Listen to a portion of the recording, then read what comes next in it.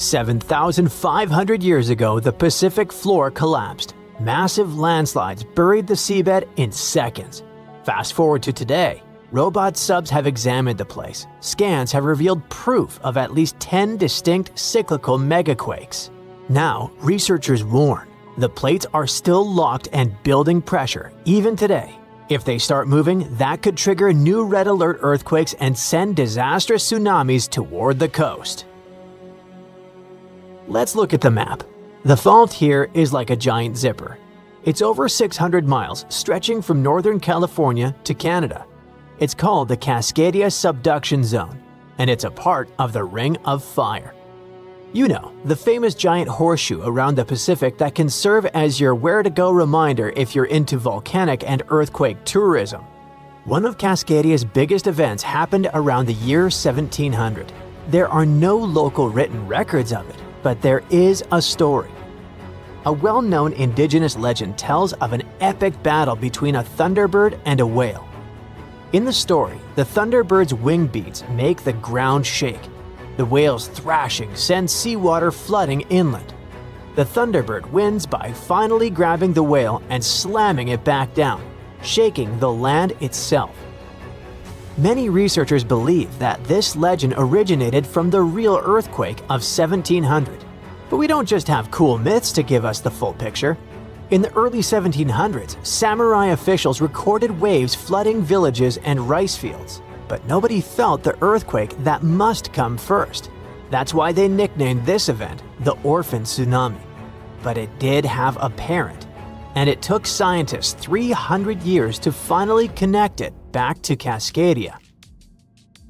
To see Cascadia's past, researchers sent robot subs to scan the bottom in crazy detail. They expected to see a simple crack, but what they found looked more like giant underwater steps. Some of those steps are about 33 feet tall, like a 3-story building. That only happens when a big piece of the seafloor snaps off, breaks loose, and slides all at once, not slowly. When that happens, it kicks up a mud avalanche. Picture a jar of dirt and water. Shake it hard, and a fresh layer settles at the bottom. Each layer is basically a timestamp from a huge quake. When scientists counted and dated them, they found 10 separate megaquakes that hit one after the other over thousands of years. That means that Cascadia doesn't let pressure out little by little. It stays stuck for a long time, then suddenly breaks out violently. That pattern is why the Cascadia Subduction Zone is considered one of the scariest fault systems in North America today. So what's actually happening down there? The plates aren't sliding smoothly, they're stuck. And while they're stuck, the coastline is getting quietly bent out of shape like a ruler you're flexing in your hands. It doesn't look dramatic day to day, but it's been loading up for centuries. When that tension finally snaps, the coast will instantly drop. Geologists call this co-seismic subsidence. We're talking about the ground plunging 6 to 8 feet vertically in a matter of minutes. Imagine standing on a beach. The shaking stops, and you realize the ocean is rushing in. Not just because of a wave, but because the land you're standing on has physically sunk below sea level. That one move is enough to shove the seafloor out of position and force the ocean above it to react. Cascadia can produce a magnitude 9.0. That's top tier, categorized as the most destructive natural event that can happen. It can shake the ground for minutes, pushing and pulling everything back and forth until buildings and bridges start falling down. A 9.0 class quake also means the seafloor is vibrating and shifting, lifting in some spots, dropping in others, all in one sudden motion. A tsunami starts when the seafloor moves and pushes a huge amount of water out of the way. If the bottom suddenly lifts or drops, the water above it gets displaced instantly. That water has to go somewhere, so it races outward in every direction. Out in deep water, that wave is rarely tall. It spreads out across a long distance, so it can pass under ships without anyone noticing. The danger is speed. In the open ocean, tsunamis can travel around 500 to 600 miles per hour. That's like traveling from New York to Detroit in 60 minutes. Eventually, the ocean starts to pile up, getting taller by the second. Near shore, it can stack up to tens of feet, and in extreme cases, it can run up to 100 feet on land. It swallows the coast, then drags everything back to sea with a violent tug before the next hit arrives. But that's not all. When the fault snaps, it often triggers massive underwater landslides.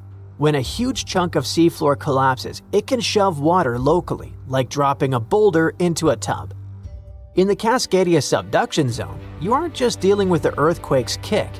You're getting a 1-2 punch from the shifting crust and the crumbling slopes combined. On parts of the Oregon coast, emergency experts say the shaking could last 5 to 7 minutes, long enough to realize what's happening and still won't be over. Then comes the scariest part. In some places, a tsunami can hit in 15 to 30 minutes. Remember, the earthquake is a warning. If you're on the coast and you feel strong, long shaking, you do not need to wait for a text alert or a siren, or someone on the news to yell tsunami. During the tremors, the basic recommendation is to literally drop to the ground, cover, and hold on, staying away from windows and chandeliers that can fall on you. As tempting as it is, we shouldn't stop to make a reel out of the situation.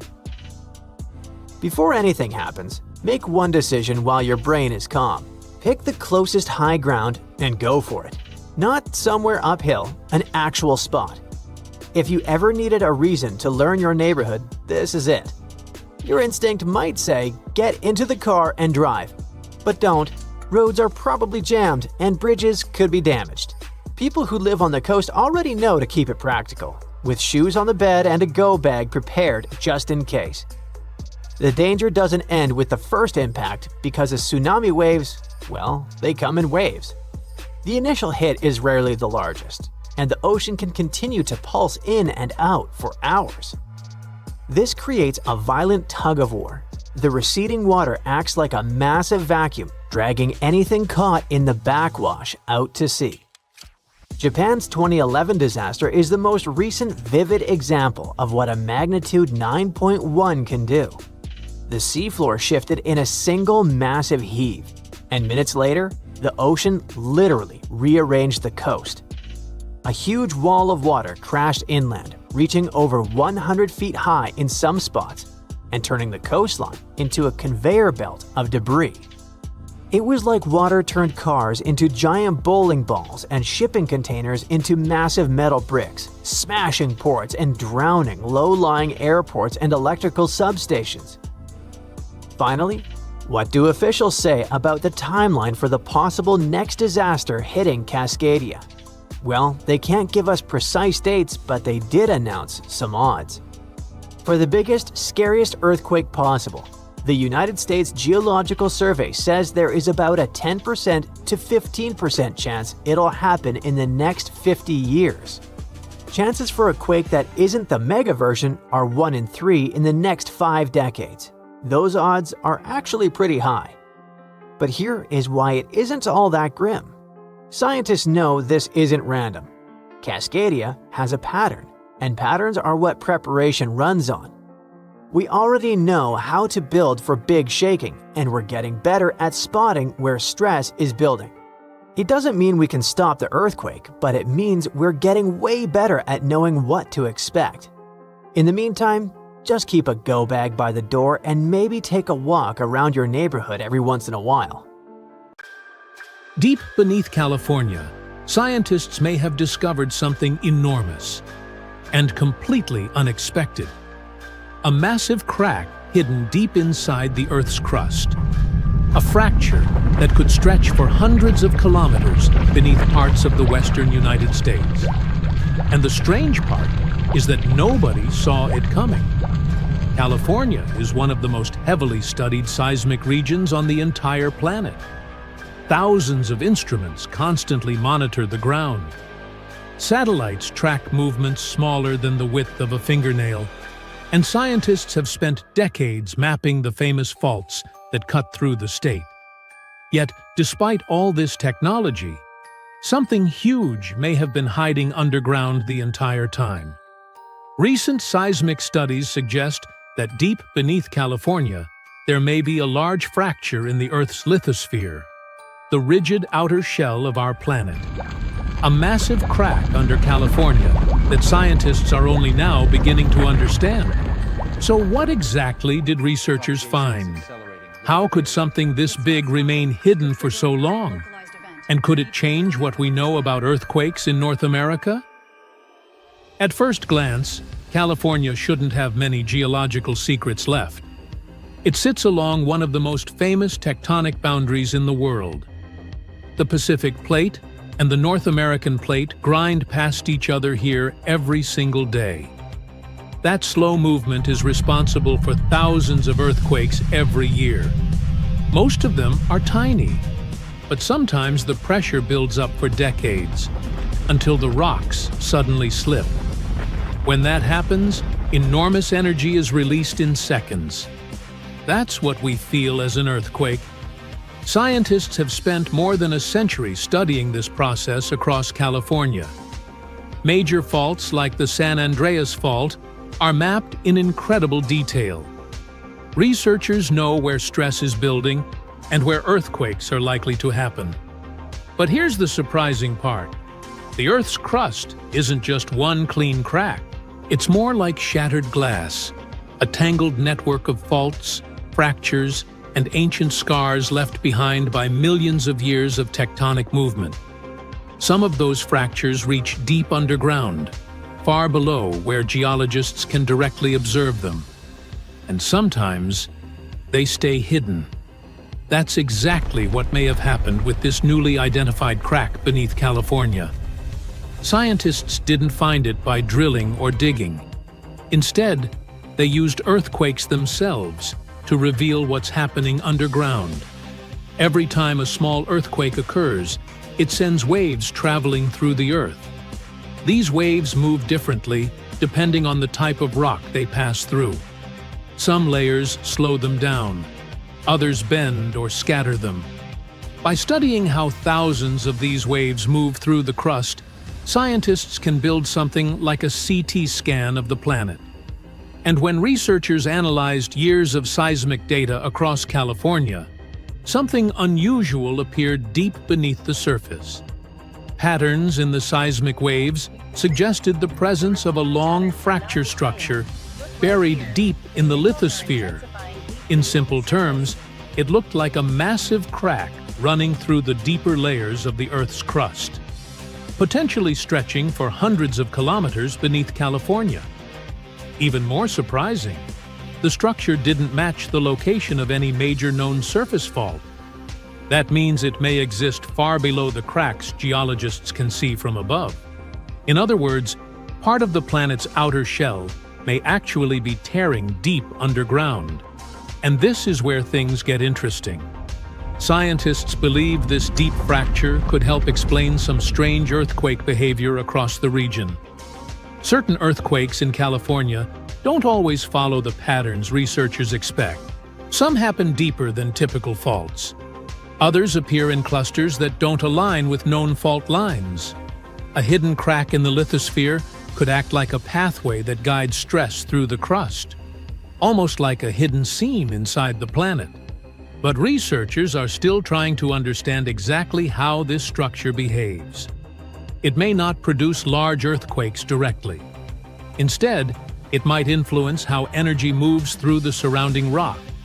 And discoveries like this are a reminder that even well-studied places can still surprise scientists. California isn't the only region in North America where hidden cracks in the Earth have revealed unexpected seismic risks. One famous example lies thousands of kilometers away in the central United States. In the early 1800s, a series of powerful earthquakes struck near the Mississippi River in an area now known as the New Madrid Seismic Zone. These earthquakes were so strong that they reportedly caused parts of the Mississippi River to temporarily flow backward. Forests collapsed, the ground cracked open, and church bells rang hundreds of kilometers away. What made these earthquakes so mysterious is that they happened far from any major tectonic plate boundary. For years, scientists struggled to explain them.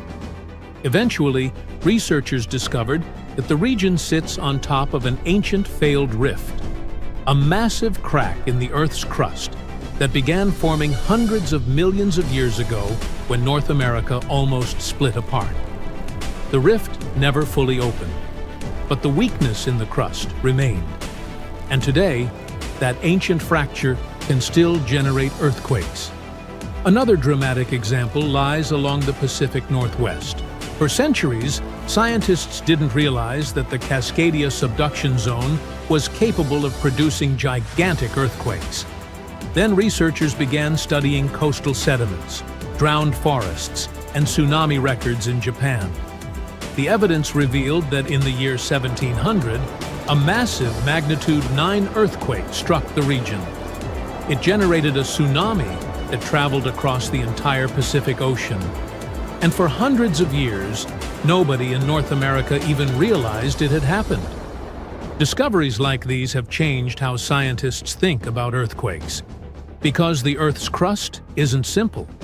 It's full of hidden fractures, buried faults, and ancient tectonic scars that can remain invisible for centuries, until new technology finally reveals them. The possible massive crack beneath California may be another example of this hidden complexity. It doesn't necessarily mean a huge earthquake is coming, but it does show that the deep structure of the planet beneath California may be far more complicated than scientists once believed. Every new seismic study helps researchers build better models of how stress moves through the crust. Those models are crucial for improving earthquake hazard maps and early warning systems. In a region where tens of millions of people live near active faults, even small improvements in understanding the Earth can make a big difference. But perhaps the most fascinating part of this discovery is what it tells us about our planet. Even in places scientists have studied for generations, even with satellites, seismic networks, and powerful computers, the Earth can still hide enormous structures deep underground.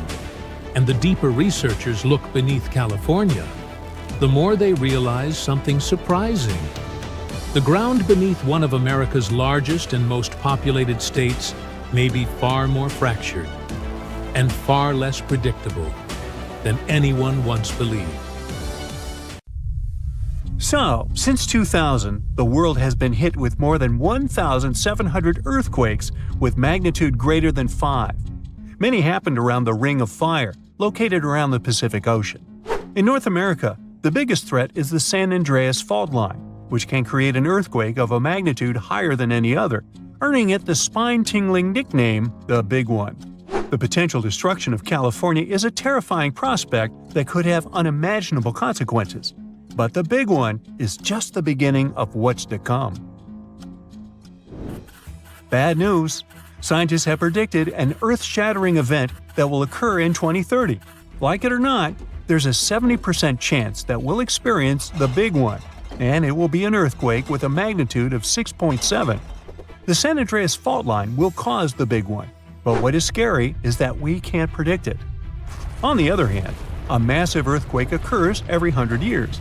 This means there's always time to prepare for a natural disaster. If we traveled back in time, we'd see a few significant earthquakes like the ones that wiped out San Francisco and Fort Tajon. Buildings made a long time ago are not quake-proof. They will collapse. Even if they survive, you should not enter them. But buildings are not the most dangerous part. You should watch out for electrical lines and gas pipes. Your hill house might be lovely, but it is extremely unsafe. During quakes, the hill can turn into a massive landslide that will destroy everything in its path. Say goodbye to road trips because all the roads will be ruined. You should have some spare water and food since you won't be able to go to the supermarket. This disaster won't be cheap. It will cost the U.S. around $200 billion to recover from the quake. At least the earthquake will not trigger tsunamis. But there's something that can cause more damage than the Big One. The notorious Cascadia subduction zones starts in California and ends up all the way in Vancouver, Canada. The San Andreas Fault line is nothing compared to this zone. It can wipe the whole coast off the face of the Earth, an example of hyperbole. Subduction zones are tectonic plates forced to be one under the other and constantly pulling apart. One is called the North American Plate, and the other is the Juan de Fuca Plate. Zones like these are not to be messed with, since they are terrifying hotspots for earthquake activity and extremely dangerous because they cause massive underwater quakes.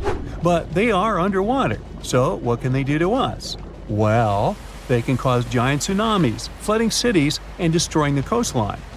Right now, the most active zone is the Ring of Fire. The Cascadia zone might be less active, but it is like a sleeping beast that can wake up and destroy everything in its path, causing a groundbreaking earthquake. The last time all this stress was released was in the year 1700. Unlike the San Andreas quake, this one will cause massive tsunamis and much bigger shocks. Let's hope you'll be camping in an open field at that time, because most buildings and bridges will likely be destroyed. Also, be ready for the aftershocks, as they'll be devastating. Nature won't be spared either. Landslides will change animals' habitats. Even our homes will be changed forever. Luckily, there is a light at the end of the tunnel, and scientists are doing everything they can to ensure our safety. New rules are implemented. Every new building must be able to withstand massive shocks. They're developing modern warning systems, and every new infrastructure must follow strict quake-proof guidelines. The Juan de Fuca and the North American plates are locked together, but they won't stay like that forever. When they unlock, get ready for a massive shake. The closer you are to the epicenter, the more damage you'll experience. But even if you are lucky to be far away, you may still feel the ground shaking for some time. Now, if we compare the Cascadia subduction zone and the San Andreas Fault, we'll see how much more dangerous the Cascadia zone is. In 1994, there was an enormous 6.7 magnitude earthquake in the Northridge area, close to the San Andreas Fault. Sadly, many people didn't make it, and some were injured. Back then, buildings were not strong and earthquake-proof, and many of them were damaged. The Cascadia subduction zone can potentially cause a magnitude 9 earthquake. A magnitude 6 quake has the power of around 44 million pounds of dynamite, but a magnitude 9 has the power of 44 trillion pounds of dynamite. The strongest ever recorded quake was in Chile. Its magnitude measured 9.5, and it destroyed most everything. So let's say you've survived the quake, but the struggle is far from over. Soon after, a massive tsunami will strike, with waves that might reach up to 100 feet in some areas. That's so unlike the San Andreas earthquake, which can't produce any significant waves. So say goodbye to your beautiful garden, since salt water will destroy trees and plants, changing the environment for a period of time. The only positive thing will be you won't need Halloween decorations, because all those dried out trees will resemble a ghost forest. The combination of waves, quakes, and the sheer size of the area will make this natural disaster much more dangerous than any caused by the San Andreas Fault or the so-called Big One. A quake similar to this happened around 300 years ago. Many more have been recorded in the past 3,500 years, proving that they continually occur every 400 to 600 years. So, technically, we have around 100 to 300 years before the next big one hits. We still have no idea how exactly the Cascadia subduction zone works, because we discovered it in 1970. This zone is super scary because it can cause big earthquakes. It was found by accident when researchers studied the Ring of Fire. They wanted to know if this area had caused any trouble in the past years, and the proof was under their noses. In Washington, there is a horror forest where nothing has been growing for years. When researchers tested the soil, they found a tremendous amount of salt. They put 2 and 2 together and concluded that a massive tsunami had been the reason. Experts still didn't know when the forest was destroyed. But Japan kept records of a gigantic earthquake that had a similar effect. It was the one that happened in the year 1700. There is a 1 in 3 chance that the next one will occur in 2050. You must know how to survive the Canadian earthquakes and make it out unscathed, so listen carefully. Those who live in this area have almost no experience with earthquakes like this one. Surviving the quake is relatively easy, but the tsunami coming afterwards is the real danger. After the shake, find the highest ground and go there. Only bring the essentials, like food and water. Yeah, leave your baseball card collection at home. After the first hit, don't try to go down. Seismologists say that most likely there will be a few more waves, and they have proven this. On the 22nd of May, 1960, seismologist Jerry Eston and his 4 friends went to Hawaii to see an expected tsunami that was to happen around midnight. They set up their gear on Wailuku Bridge with an escape route planned. This bridge had been destroyed in the previous tsunami, but the new one was much taller and better. After midnight, the water was 4 feet above the average level. The second wave hit a half hour after midnight, and the water rose another 9 feet by 1 a.m. The water started going down and dropped by 7 feet, but the horror was far from over. Next, they saw a wave that was around 20 feet tall. This shows us that tsunamis are unpredictable, and we should listen to experts to stay safe. Something is about to reshape the entire future of the West Coast. The coastline, the infrastructure, the whole map. Scientists fear there is not one but 2 big earthquakes coming, one caused by another. This wasn't even on the radar for most people, but new research is changing everything.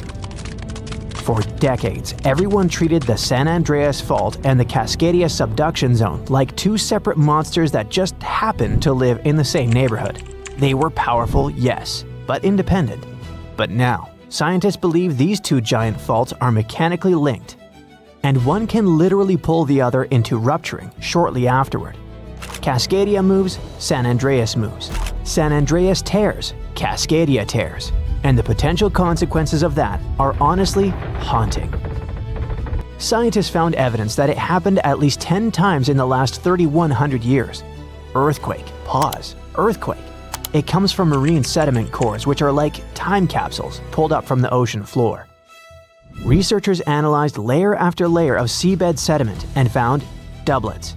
Paired debris layers created by 2 massive quakes happening so close together that the ocean barely had time to settle between them. That discovery takes us to the Mendocino Triple Junction, the geological troublemaker of the West Coast. It's the place where 3 tectonic plates crash and grind into each other like badly aligned gears.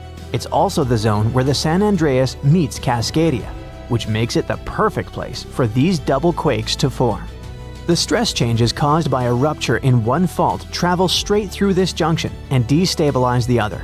It's benign when it happens to a bookshelf. When you move one book, 3 others shift. But when you think about it like a coastline with millions of people, entire cities, major infrastructure, it instantly feels terrifying. To many people who live on the West Coast, the San Andreas kind of feels like a California's problem, and Cascadia like an Oregon and Washington's problem. But when you understand that these 2 faults can essentially fire at each other, it stops being a local issue and becomes a continental one.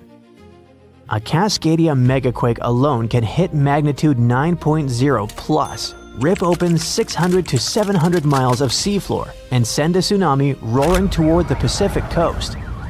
And it could just be the first quake, and then, maybe minutes later, the San Andreas snaps in Northern California. The shaking could ripple down the state like a zipper tearing open a jacket, and if it goes the other direction, it could be just as bad. If the San Andreas ruptures first, the intense stress redistribution can destabilize the Cascadia subduction zone. You could get the California quake first with buildings rocking, highways breaking, and power stations failing. And then, soon after, the ocean pulls back in Oregon or Washington. And the 20-minute countdown to a tsunami begins, a follow-up disaster. It's the kind of chain reaction you don't want even in a video game, let alone real life. This discovery also tells us something eerie about the earthquake in 1700, the one that sent a tsunami across the Pacific so huge that it struck Japan with no warning. Japanese fishermen called that wave the orphan tsunami because it arrived without any felt shaking. Only centuries later, scientists figured out that it came from the Pacific Northwest. But until recently, no one knew that the San Andreas might have felt that event too. and it possibly slipped or destabilized because of it. So, the whole West Coast may have moved together. And we've come to the scariest part. All this isn't about if, it's strictly about when. The faults have a rhythm, a pace, and a geological heartbeat. We've seen how they behave across thousands of years. We know what they did, and now we know they sometimes do it in sequence. The real fear isn't the first quake. California already expects a big one. The real fear is the second quake, the one that comes before you've checked on your family, before emergency responders regroup, before the power comes back, and before the dust settles. Even if you don't live on the West Coast, this matters for you too. The ports in California, Oregon, and Washington handle a massive chunk of America's imports. Knock them offline, and it's not just the coastline that feels it. The ripple hits the entire country and potentially the world. Grocery prices spike, supply chains freeze, gas availability dips, shipping timelines go nuts. The world is much more connected than any of us thought, and a geological double punch on the Pacific coast wouldn't stay a local disaster. It would spread, thread by thread, into everyone's life. So, those in power must prepare not for one giant rupture, but for two.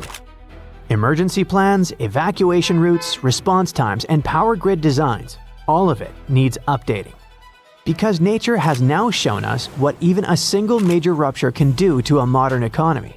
It happened in Japan in 1995, on January 17th at 5:46 in the morning. The quake hit right by the northern tip of Awaji Island, only 12 miles from Kobe, a huge, busy city with about 1.4 million people back then, and another 2.6 million in Osaka nearby. The rupture ripped along the Nojima Fault for about 25 miles. That doesn't sound like much until you realize entire buildings can't survive that kind of sideways shove. More than 5,000 people lost their lives. 43,000 were injured. Nearly 400,000 buildings were irreparably damaged. This disaster hit one of Japan's largest industrial zones. And when you mess with a place like that, the shock doesn't stop at the shoreline. The damage was $200 billion US in losses, from smashed buildings and infrastructure and many businesses shutting down. Kobe's port just collapsed. Only 30% of the Osaka-Kobe railway lines worked. Part of National Route 28 literally vanished into the ground. Schools, hospitals, and municipal buildings, 85% of them took damage or were unusable. Fires broke out across Kobe, almost 300 separate incidents, burning the equivalent of 70 US city blocks and taking another 600 to 700 lives. Almost 100,000 people permanently left the region, 2.5% of the whole population gone in less than a year. And here's a detail that stuck with me. So many bridges failed that engineers suddenly had to confront how poorly older designs handled lateral shaking. Houses with heavy tiled roofs, built to fight typhoons, crumbled because all that weight sat too high. But the newer homes made after the 1981 building code revision stood. And that's when Japan realized that modern seismic standards were crucial to follow. Japan threw $58 billion US into restoring the region. Power came back in days. Roads and rail returned in 5 to 8 months. The main expressway took 21 months. The port was fully rebuilt in just over 2 years. And by then, all debris was cleared. Within 15 months, manufacturing jumped back to 98% of its old level. Stores reopened. By 1999, Kobe's economy reached roughly 75 to 90% of pre-quake levels. Japan overhauled its disaster management system entirely. They set up the Central Disaster Management Council and rewrote building codes. They upgraded everything from emergency drills to fire-resistant city layouts, and they launched the Earthquake Early Warning System that now gives Japan those precious few seconds before shaking hits. The same system that saved countless lives since 2007. But despite all this improvement, the Kansai region still sits on dangerous ground. The Roku-Awaji-shima fault system, the same one that snapped in 1995, still runs under them. The 2018 Northern Osaka quake and the 2024 Noto Peninsula quake reminded everyone that this threat didn't disappear. It just waits its turn. A future large event on that system could hit even harder simply because the region has grown more complex, more interconnected, and more economically loaded. So Kobe wasn't even a triggered double fault rupture, but it still broke a major industrial hub, reshaped a national economy, and permanently changed global shipping routes. That's why when scientists started talking about two joint faults firing off back-to-back in Cascadia and San Andreas, you don't even have to imagine the consequences. We already got a preview in 1995. You rub your eyes, trying to make sense of everything. Perfect circular holes in the bottom of the ocean floor off the coast of Big Sur in California. You have no idea how this happened, even though you're a marine biologist who's been practicing it for years. You go through some of the old records and find out that these holes have been around since the 90s. In 1999, a ship-mounted sonar conducted a survey and found 5,200 of these pockmarks, or large holes over 500 square miles, on the ocean floor. They look like moon craters underwater. You contact your team and get the robot ready to go down and explore the scene and bring back a few samples. You and the team drive to the coast and hop on the boat. You're sitting inside controlling the robot with a joystick. Your teammate sets the robot in the water and drives it down. Everything seems normal near the surface, but as the robot goes lower, the pockmarks start appearing. A bunch of boats swift past you, making you lose your balance and focus. The robot turns on the flashlight so you can see better. But as it goes lower, the resolution is less crisp. It almost reaches the bottom, and the holes are smooth and nearly perfect circular shapes. Some of these holes that were visible in the sonar reading measure more than 30 feet across and 15 feet deep. You show the rest of your teammates the images, and they're shocked. The robot continues swimming, but there appear to be more holes all around. Many of them are too small for the scanner to capture from above. These microdepressions are steep and have sort of tails going in a certain direction. It's possible that the currents underwater played a role in their shape. Everywhere the robot swims, there are new holes all around. After a couple of hours, the robot goes back to the boat with some samples. You take them back to the lab and study them. The robot clearly captures images of human trash, but the samples don't indicate anything alarming for now. Despite the fact that 1/3 of the pockets are filled with trash, there's still no explanation of how they were formed. It's late at night and the rest of your team heads back home. You're passing out in the lab, still trying to find some answers. You wake up the next day, and while cooking breakfast, you get this idea that maybe these holes are gases venting out, which could be harmful to marine life. You quickly get the robot and sail out to the ocean once more. This time, you didn't even think about calling your teammates. You place the robot in the water and get behind the screen to control it. The robot descends to the bottom of the ocean and does a survey. So far, the holes still seem to be covered with trash.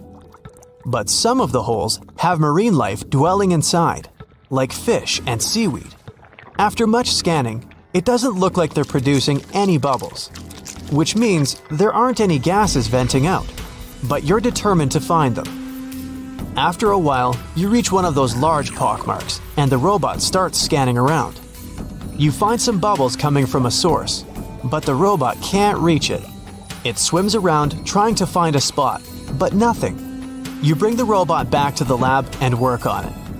You attach some mechanical arms on it that can lift things and move them. You bring the robot back down to the same spot, but the bubbles aren't as frequent as before. You use the arms to move some of the trash and find out that the bubbles are being produced by a group of crabs chilling next to a pile of plastic. Bingo! The bad news is, you still don't have a clue why the microdepressions and pockmarks exist. As you try to control the robot to go back to the surface, an octopus wraps its tentacles around it, pulling the robot down. You struggle with the controls and push it to maximum power, but the suctions of the octopus are too strong to break off. It's a game of tug-of-war with the octopus and your robot. It takes the robot under a pile of trash, thinking it's lunch. But you use the arms to maneuver the robot out and swim back to the surface. You go back to the lab even more confused. The robot has collected more samples for you to study. Your eye is glued to your microscope, trying to figure out what's going on, but nothing. You decide to do a carbon dating test to determine how old these holes are. After a while, you check out the results and are even more stunned than before. They show that the holes are around 400,000 years old, so it's likely that human trash wasn't the cause for all this. You pull many all-nighters trying to figure out the truth. You gather your team once more and hold a small press conference about this. You claim that this may be something we should be extremely worried about, but you still can't tell them more than what you know. With all the brain work put together, you find out that the large pockmarks haven't changed or been active for more than 50,000 years. The newer holes were most likely created by human trash settling in the bottom of the ocean floor. The marine life gathered some of this trash like plastics and discarded fishing gear and created homes for themselves. This is why around 4,500 of the holes are newer and have trash in them. But it still doesn't answer why the holes appeared in the first place.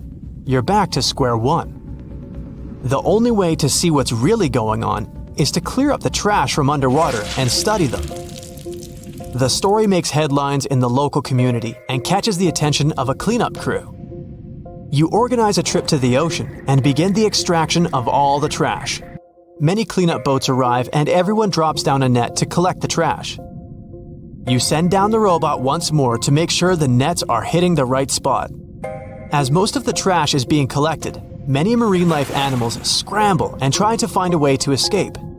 Everyone makes sure not to hurt them. After a couple of weeks, all the holes are cleared up from the trash. You do another sonar scan from the surface and can see the holes clearer than before. But you still don't have an answer for this. You do some more research trying to see if any other holes appeared around the world. On the other side of the country is a mysterious blue hole off of Florida's Gulf Coast. You catch the nearest flight to Florida and make an appointment with the scientists in charge of the expedition. Blue holes are underwater sinkholes that open below the seabed. Just like on the surface, the underwater world also has sinkholes. This one is called the Green Banana and is 150 feet below. And the hole is 435 feet deep. You dive with some special gear with the rest of the team to a barren ocean floor, and the hole is right there in front of you, looking like an oasis in the desert. You and the rest of the scientists are surprised by the diverse marine life dwelling within. Some sea turtles swim past you, and even sharks. These ones don't harm humans. Halfway through, you reach a narrow path, which makes it difficult for humans to pass through. But everyone is careful. There are corals, sponges, mollusks around the corner. You collect some samples and go back to the lab. Blue holes in general are richer in nutrients than barren lands and host plenty of unique marine life. They're quite common and don't pose any sort of threat to anyone. After making the connections, you don't think the holes off the coast of California have anything to do with blue holes. The mystery goes on. Hey, can you lift a truck with your hands? No? Shocker. But let me introduce you to nature's original strongman, the ocean, which casually tossed 700-ton boulders around like they were pebbles during a mega tsunami that hit Africa thousands of years ago. This wasn't just a bad day at the beach. This mega tsunami was so powerful, it made the 2004 Indonesian and 2011 Japanese tsunamis look like kiddie pool splashes. Now, to give you an idea of how terrifying regular tsunamis already are, the Japan tsunami produced waves 133 feet tall. The Indian Ocean tsunami was slightly smaller, but it took over 200,000 lives across many countries. Now imagine something way worse. You see, for a long time, scientists thought waves that big were just science fiction. But then they found these enormous boulders, massive chunks of rock, flung far inland, and did the math. It turns out only waves around 800 feet tall could have pulled off that kind of rocky vandalism. And the culprit? A volcano that literally fell apart into the ocean and triggered one of the most powerful tsunamis Earth has ever seen. Usually, tsunamis are blamed on underwater earthquakes, tectonic plates getting into slap fights. But volcanoes? Oh, they've got tsunami potential too. In 1883, for example, a volcano in Indonesia named Krakatoa erupted for 6 months non-stop until it exploded, and the explosion was heard all the way in Australia. This triggered many tsunamis, some almost 100 feet tall.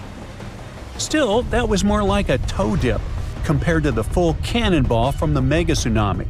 Back in ancient times, the volcano that crumbled during the mega tsunami was huge, and it didn't just fall apart.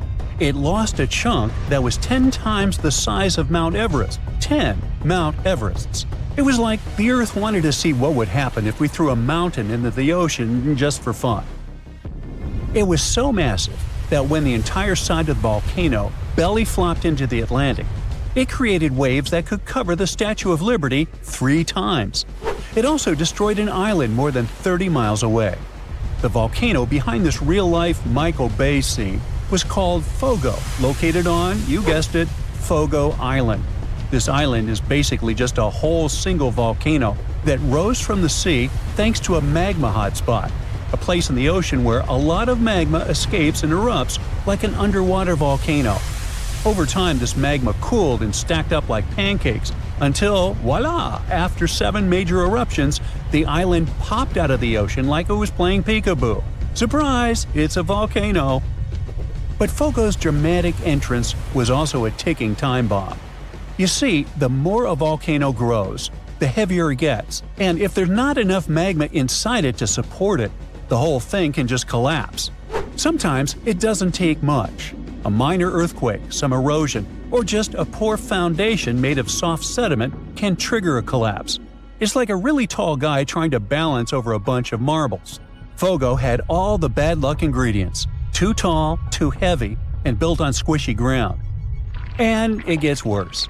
As the volcano grows heavier, it starts squishing the magma underneath. That lava can't rise, so it just simmers down there, slowly thickening like soup left on a burner for too long. Gases build up, pressure increases, and eventually, kaboom! It's the volcanic version of eating too many burritos and then trying to hold in a sneeze. This massive pressure and imbalance can trigger what's called a flank collapse, which is science speak for oops, half the volcano just fell into the ocean. That's what happened with Fogo. Most of the volcanic islands that form this way are long gone, but Fogo is still very much alive and kicking. In fact, it last erupted in 2014, and considering that it goes off every 20 years, maybe don't travel to Fogo Island in around 2034.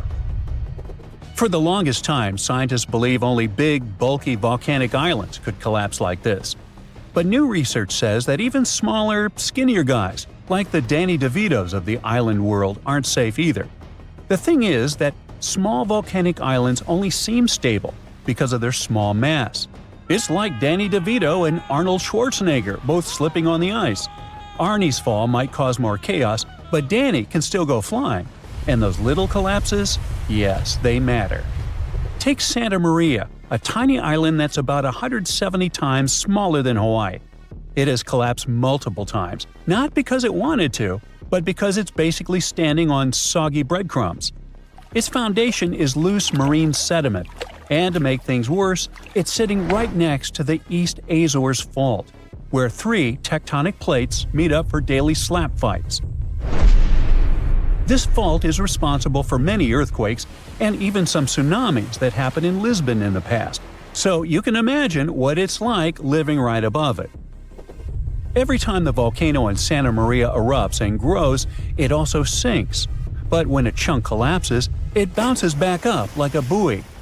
This seamount to island again roller coaster means that Santa Maria has popped in and out of the ocean like a submarine playing peekaboo.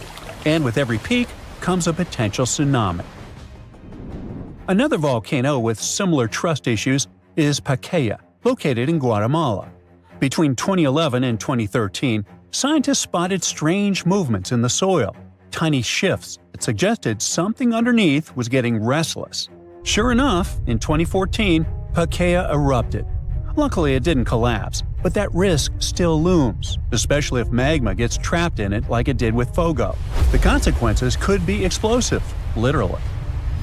In fact, about 1,000 years ago, Pakaia experienced a collapse that sent debris avalanches more than 15 miles away. Since then, it's rebuilt itself like a fiery phoenix, but it could still crumble again. That's why volcanologists obsess over the tiniest wobbles. It's not paranoia if the mountain really might fall. Now you might be thinking here, okay, but that was the past. Surely that kind of ridiculous mega tsunami collapse can't happen again, right? Well, welcome to the 21st century. Islands like Hawaii, La Palma in Spain, and various parts of the Caribbean are sitting on the same kind of geological whoopee cushions. All it takes is the right combo: loose foundation, steep slopes, maybe some trapped magma, and boom, flank collapse. In fact, it's already happened recently. In 2018, Anak Krakatau, the volcanic baby of the infamous Krakatoa, lost a big chunk of itself during an eruption. It caused a tsunami, but it was more awkward than devastating, like a volcano losing its pants on stage. Embarrassing, but survivable. But that's just amateur hour compared to history's real showstoppers. Ritter Island's 1888 collapse was so intense that the island literally got shorter. It went from being more than 2,000 feet tall to a mere 460 feet. But the record holder is the legendary Latua Bay megasplash from 1958, where a 7.8 magnitude earthquake triggered a massive landslide that sent a wave taller than the Empire State Building roaring through Alaska at highway speeds. Strangely enough, only 5 people lost their lives here, but on the other hand, the destruction path it left behind can still be seen today, all the way from space. Melting glaciers and ice caps can make volcanoes collapse too. When they melt, there's a sudden decrease in pressure on Earth's crust that can destabilize entire volcanoes. It's called isostatic rebound. It's like suddenly yanking a chair out from under someone who's been sitting still for centuries. Whoops. Also, here's something you probably never thought you'd worry about on your island getaway. Some volcanic islands grow outward as lava pours into the sea, creating unstable platforms known as lava deltas. These deltas can collapse without warning, taking newly formed land, and sometimes tourists too, right back into the ocean. No pressure though, just thought, maybe you want to stay off steaming new land. So yeah, next time you're lounging on a beachy volcanic island thinking, wow, this place is paradise. Just remember, it might also be a ticking geological time bomb with a flair for the dramatic. From ancient mountain-sized cannonballs to surprise lava deltas, volcanoes have a history of keeping things spicy.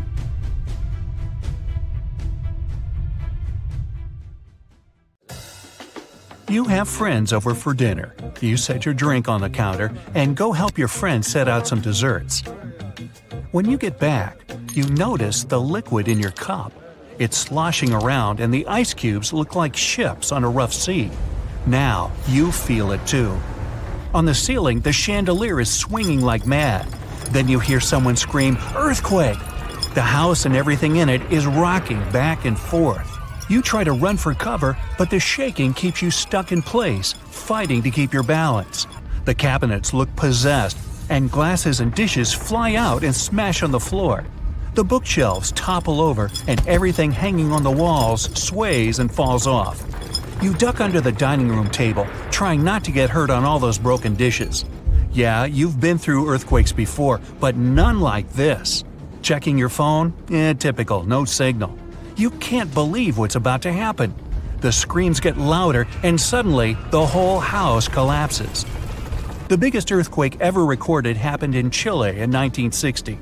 Disaster came in the afternoon, just when everyone was out enjoying themselves. To cause serious, life-changing damage, you need to have a magnitude of around 7 or so on the Richter scale. This one was 9.5. This part of Chile is smack dab on the so-called Ring of Fire, the most active volcanic and seismic area in the world along the Pacific Rim.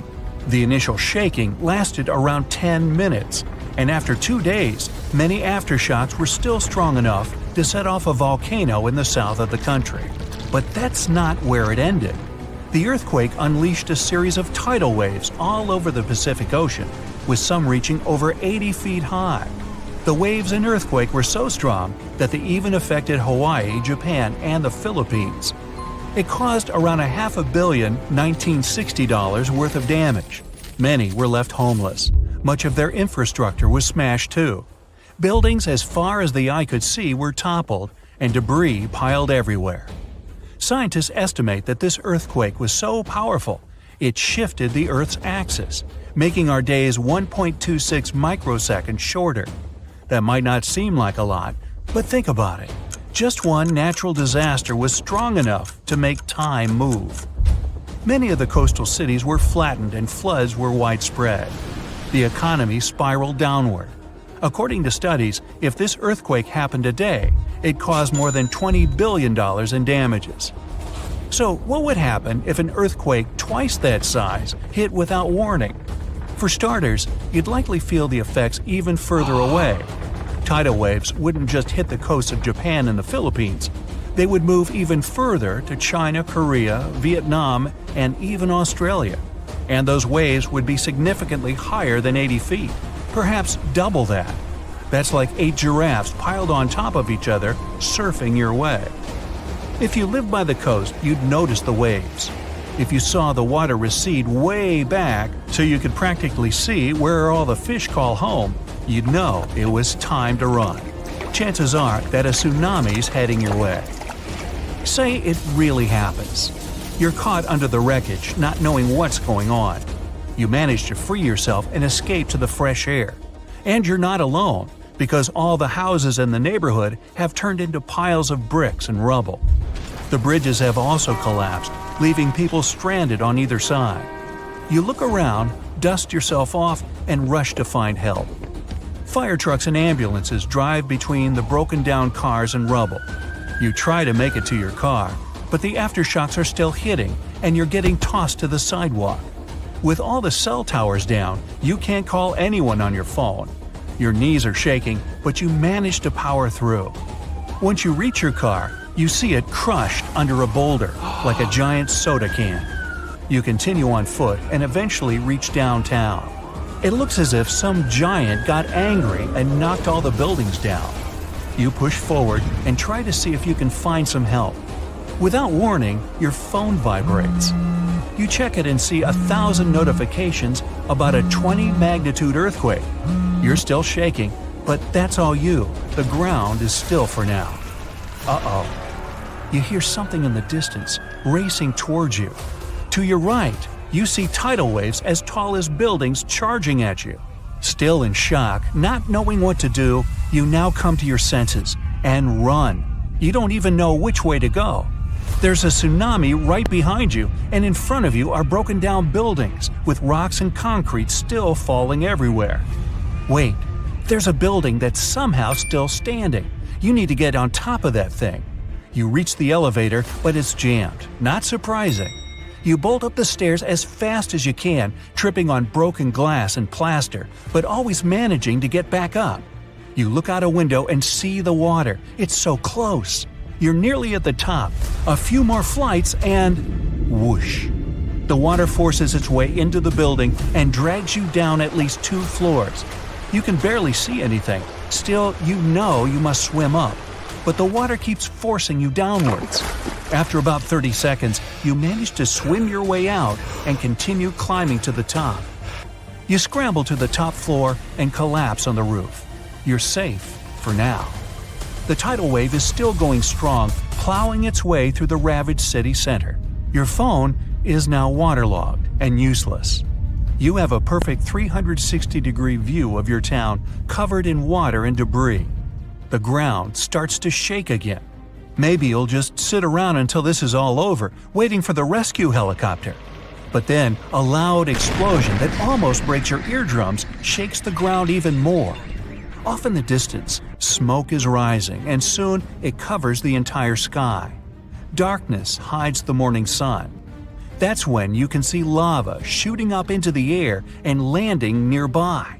The lava forms into a river, flowing its way into town block by block. With this much seismic movement and the high intensity of the earthquake, the world's tectonic plates have shifted so that magma is pushing its way to the surface.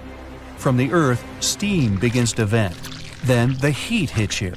You see the magma cover the ground like a blanket, eating up every car in its way. What's worse is that the magma is melting the foundations of the buildings that managed to withstand the earthquake and the tsunami. The buildings in the distance are now sinking and collapsing into the raging lava pool that's replaced your town. One by one, every building descends. That means, the building where you're standing is also swaying. It's about to fail. That's when you see the light. You look up and see a helicopter above in the distance. You wave your arms, run around, jump, anything to get noticed. And it works. The chopper makes a few circles and finally drops you a rope ladder. As you're lifted in the chopper, you take a good look at the world below you as it wriggles around like noodles in a strainer.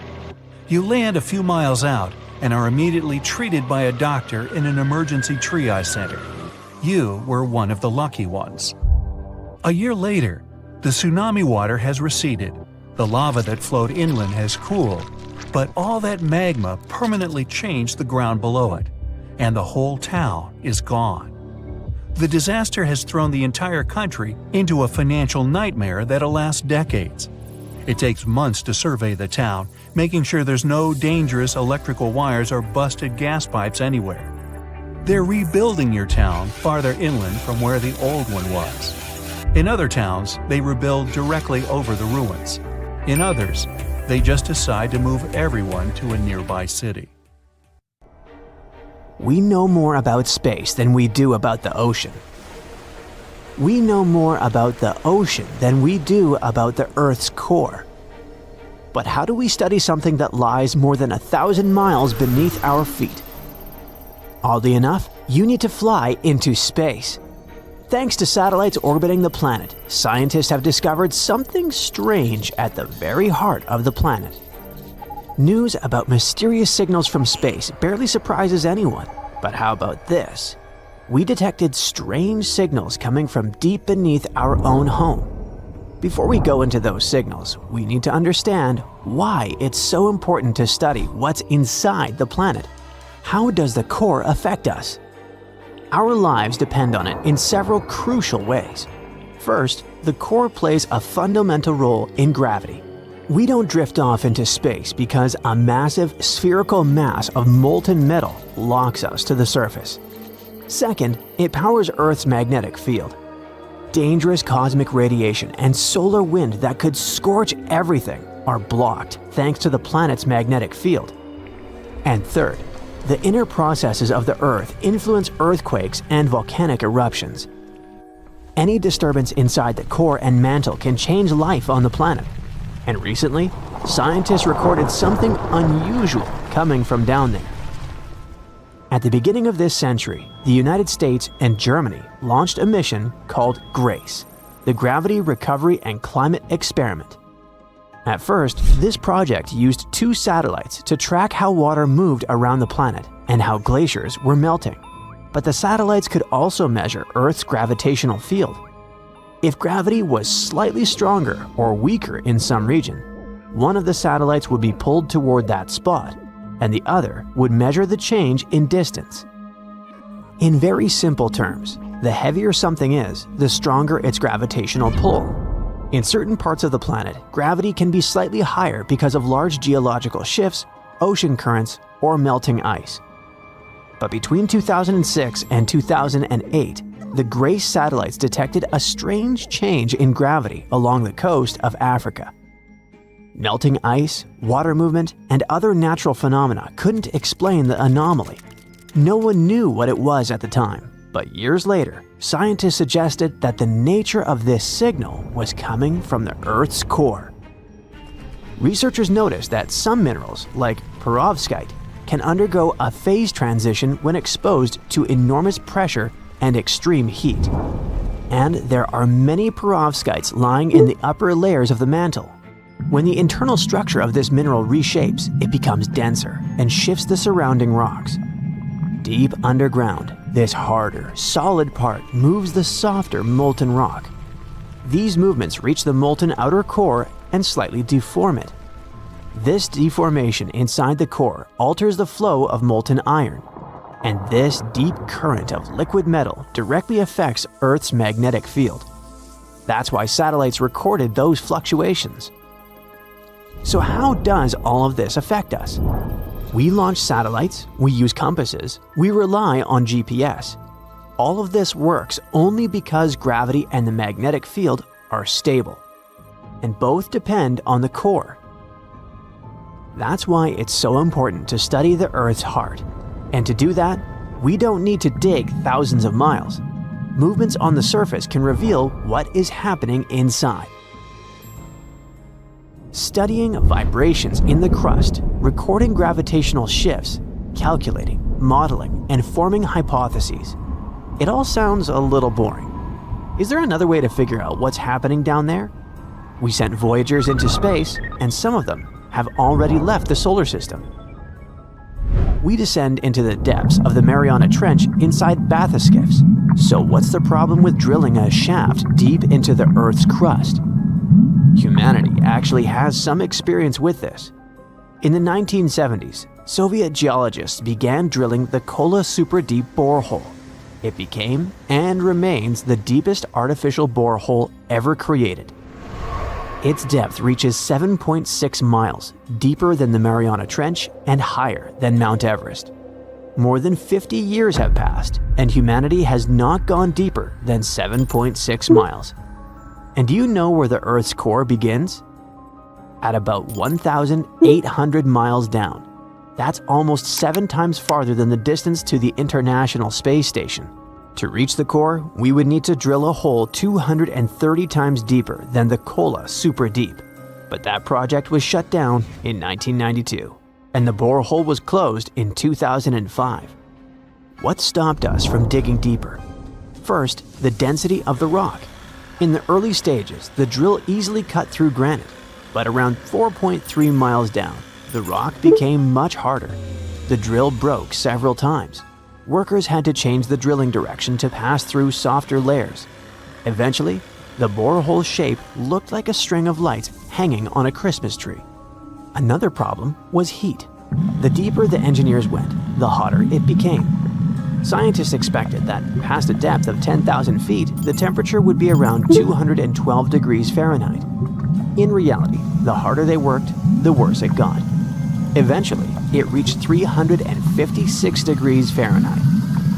The hottest place on Earth is the Sonoran Desert along the Mexican-US border. Temperatures there can reach 177 degrees Fahrenheit. That's twice as cool as inside that terrifying borehole. And the challenges did not stop there. At a depth of about 14,800 feet, the rock became porous. The extreme heat gave it a strange plasticity. Instead of solid stone, the drill had to cut through something more like hot, softened material that was almost impossible to drill. On top of that, the stability of the shaft became a danger. At such depths, the walls could collapse at any moment. To drill deeper, humanity would need completely new technology, a drill capable of working at 500 degrees Fahrenheit. That is the temperature scientists expect in the upper mantle, located just beneath the crust. And to reach it, we would need to drill 25 miles down, almost 3 times deeper than the Kola Super Deep. There are many rumors about what the engineers supposedly discovered in that hole. The most popular claim is that they heard the screams of thousands of people who were stuck in the fiery underworld. Other fake stories claim that the workers went insane after seeing something horrific at the bottom, and that's why the project was stopped. But if we ignore these myths, what did scientists actually find? They learned that the existing temperature model of Earth's interior was wrong. It was far hotter down there than expected.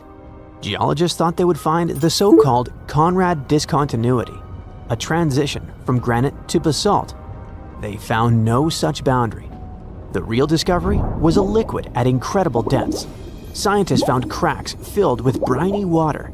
This changed our understanding of the crust. People used to believe it was completely solid, but now it appears full of fractures and channels through which water can move. Where did it come from? Geologists think the fluid was squeezed out of the rocks by enormous pressure, as water is wrung out of a sponge. But the most astonishing discovery was life. At about 4.5 miles down, engineers found ancient fossils of single-celled marine organisms. They were nearly 2 billion years old, and they had survived at such extreme heat and pressure. Let's imagine that one day we actually reach the mantle. What would that give us? What would we expect to see? We would finally understand how Earth formed billions of years ago, how the core, mantle, and crust developed, and how plate tectonics works. We'd know how the plates push and pull against each other. We'd gain a deeper understanding of earthquakes. Researchers also hope to find extremophiles. These are primitive organisms that can withstand extreme heat and pressure. If we discover life near the mantle or even within it, scientists will study it closely and try to understand how it manages to survive under such brutal conditions. If we learn what keeps life alive in the most hostile environment beneath our feet, we might learn how to protect life in other extreme places. From the depths of the ocean to distant planets, studying the heart of our planet could reveal technologies we can barely imagine today. Our future might depend on the mysteries hidden beneath our own world. If all the volcanoes on Earth suddenly erupted together, it'd be loud. We'd also have around 1,500 of these formations bursting at once. Now normally it's just 10 to 20 volcanoes that are active each day. But what would the world look like if they all blew their tops simultaneously? Geologists think it wouldn't be pretty. Even if only the land volcanoes erupted together, it would set off a chain reaction way worse than anything we've ever seen before. The two big problems would be ash and volcanic gases. While the explosions in lava would be damaging for people nearby, the real danger lies in what happens next. A thick layer of ash would cover the planet, blocking out sunlight completely. No sunlight means no photosynthesis, which means crops would fade away and temperatures would drop considerably. And all this ash cloud could remain in our atmosphere for up to 10 years. Now, ash aside, there's also acid rain to worry about. Volcanic gases like hydrochloric acid and sulfur dioxide would mix with the atmosphere and fall back down as acid rain. This type of weather would harm the groundwater and ocean surfaces. Even if humans would find a way to survive up to this point, we'd have no corals and no other sea creatures around. Scientists have seen similar events in Earth's history at a smaller scale. Big volcanic eruptions have been linked to mass extinctions. When Mount Pinatubo erupted in 1991, it cooled parts of the world for 2 years. But the extra carbon dioxide from these eruptions could also heat the planet, the same way we turn our stoves to broil for that extra crispy layer on our casserole. Geologists also mentioned that there's evidence in our atmosphere that stuff like this may have happened in the distant past. During the Cretaceous period, carbon dioxide levels were way higher than today, which made it difficult for marine life to thrive. Who would survive all this? Probably just some extremophiles, these organisms that survive in harsh conditions like hot springs or deep undersea vents. As for humans, we could all lay low in underground bunkers until things clear up, or build multiple space stations that could fit us all. Yeah, right. The chances of all volcanoes erupting at once, though, are very slim. Whew! That's because there isn't one giant source supplying all the volcanoes on Earth. Each one of these openings has its own deposit of magma, except for a few cases where they indeed share the supply. For example, in 1912, Nova Rupta in Alaska erupted alongside another volcano sharing magma. Scientists have also found evidence of magma hiding under volcanic areas, like under the Taupau volcanic zone in New Zealand. This magma can spread out horizontally for long distances, but is still just a local feature. Even if we consider all the magma under Taupau as one system, it's not connected to other volcanic areas like Indonesia or the Philippines. Because the great majority are isolated, volcanoes can't sync up to erupt at once. The magma comes from different processes, like mantle decompression or adding water to the mantle through subduction. There's no way to make all these different volcanoes erupt together because of how tectonics work. Now, that doesn't mean we won't see interesting volcano activity in the future. Take an underwater area near British Columbia, where recently about 200 small earthquakes per hour have been noted. Deep beneath the Pacific Ocean floor, off the coast of Vancouver Island, magma is set to erupt, heating the water so much that it'll bubble like soda. However, this event will likely go unnoticed by anyone other than scientists. The anticipated eruption will most likely happen around 3 miles below the ocean surface. Scientists explain that the earthquakes range from negative to 4.1 magnitude, meaning only those nearby would feel any tremors. This unusual activity gives us a rare opportunity to study how the Earth's crust forms. The magma beneath the ocean floor is estimated to be almost 1,500 degrees Fahrenheit, but will cool rapidly upon eruption and contact with water. This runny rock will solidify upon contact with the seafloor, turning black quickly. This event will be useful for biologists too, who will have the opportunity to study the marine animals' response to any changes, like run!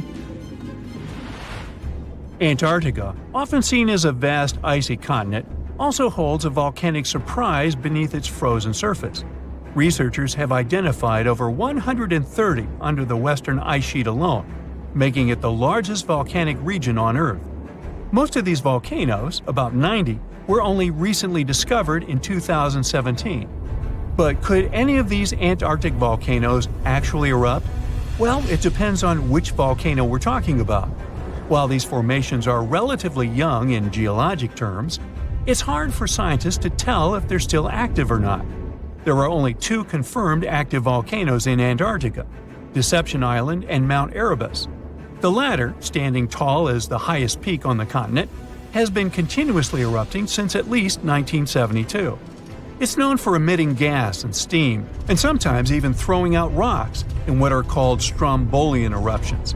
One of its most notable features is a persistent lava lake in its crater, a rare phenomenon due to specific conditions needed to keep the surface molten. For instance, it's fueled by a steady supply of magma from deep within the Earth's mantle. This continuous inflow of molten rock provides the material for the lava lake to exist. It also features low ambient temperatures. Despite its location in Antarctica, Erebus has relatively mild temperatures in its summit region because of the heat generated by the volcanic activity. This allows the lava lake to remain liquid rather than freezing over. Deception Island, another active volcano, last erupted in the 70s. While it's currently not showing signs of imminent eruption, it's being monitored closely for any concerning activity. Apart from these 2 being confirmed to be active, Antarctica is dotted with fumaroles, openings in the Earth's crust that release gases and vapors. Sometimes these fumaroles can create icy towers reaching heights of 10 feet.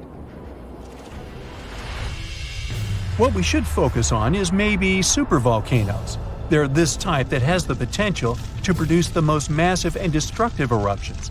Unlike the typical one, which has a single vent, supervolcanoes have a vast magma chamber beneath the surface, spanning tens or even hundreds of miles in diameter. Their eruptions can have catastrophic effects on the surrounding area and even impact global climate patterns because of the amounts of ash and gases they spill out into the atmosphere. One famous supervolcano is the Yellowstone one, which some say is gearing up for another eruption. It has the capacity to unleash a colossal eruption, spewing over 240 cubic miles of material. As much as we'd like to predict its behavior, volcanoes don't stick to a calendar. On the contrary, eruptions simply happen when there's enough magma beneath the surface. There also needs to be enough pressure for the magma to travel upwards. As far as we can measure, these conditions are not currently met at Yellowstone. Sure, many volcanoes operate on a cyclical pattern, but that doesn't mean Yellowstone is overdue. In fact, Yellowstone has had just 3 major eruptions over the past 2.1 million years. Also, the term supervolcano refers to the formation's size, not necessarily how fussy it is. Yellowstone's monitoring is extensive, tracking seismicity, ground deformation, thermal emissions, gas, water chemistry, and surface changes. Signs of an eruption would include thousands of earthquakes over a short period. We'd also see deformation on the ground and weird gas emissions ahead of time. Stable as it might look like for now, the consequences of it having a major eruption could look ugly. Ash dispersion could blanket a 500-mile radius, potentially disrupting Midwest agriculture and clogging waterways. Ash and gas emissions into the stratosphere could induce global climatic effects, making our planet colder for several years. And yes, we've seen some research that it shows there's more liquid molten rock under the Yellowstone volcano than scientists believe. But that doesn't translate to imminent danger. Roofs fly off like paper, huge trees are yanked from the ground, power lines snap and leave neighborhoods in the dark. Streets flood like rivers, homes are left in ruins. That's a hurricane passing through. After the wind calms down, the real mess begins. People stranded, no clean water, destroyed roads. Storms have been picking up for like 5,700 years. And the scariest part is that in the last 20 years, there's been a huge spike. But let's start from the very beginning. This is Belize, a small country on the northeastern coast of Central America. And this is the Great Blue Hole, a huge, deep underwater sinkhole about 410 feet deep and approximately 50 miles off the coast of Belize. It formed around 10,000 years ago, when the sea levels rose after the last ice age. A team of scientists arrived in Central America to study mud from way down in the Great Blue. They pulled out a long sample of sediment, which is basically layers of stuff that's settled over time. You might ask, so what? How are tropical storms connected with this sediment? Let's see. Tropical cyclones are big, spinning storms that form over warm ocean water. They pull up heat from the sea and blast it into the sky. And yeah, they can be devastatingly destructive, with super strong winds, heavy rain, and floods from big waves. And mud cores like the one the researchers pulled up are actually records of tropical storms.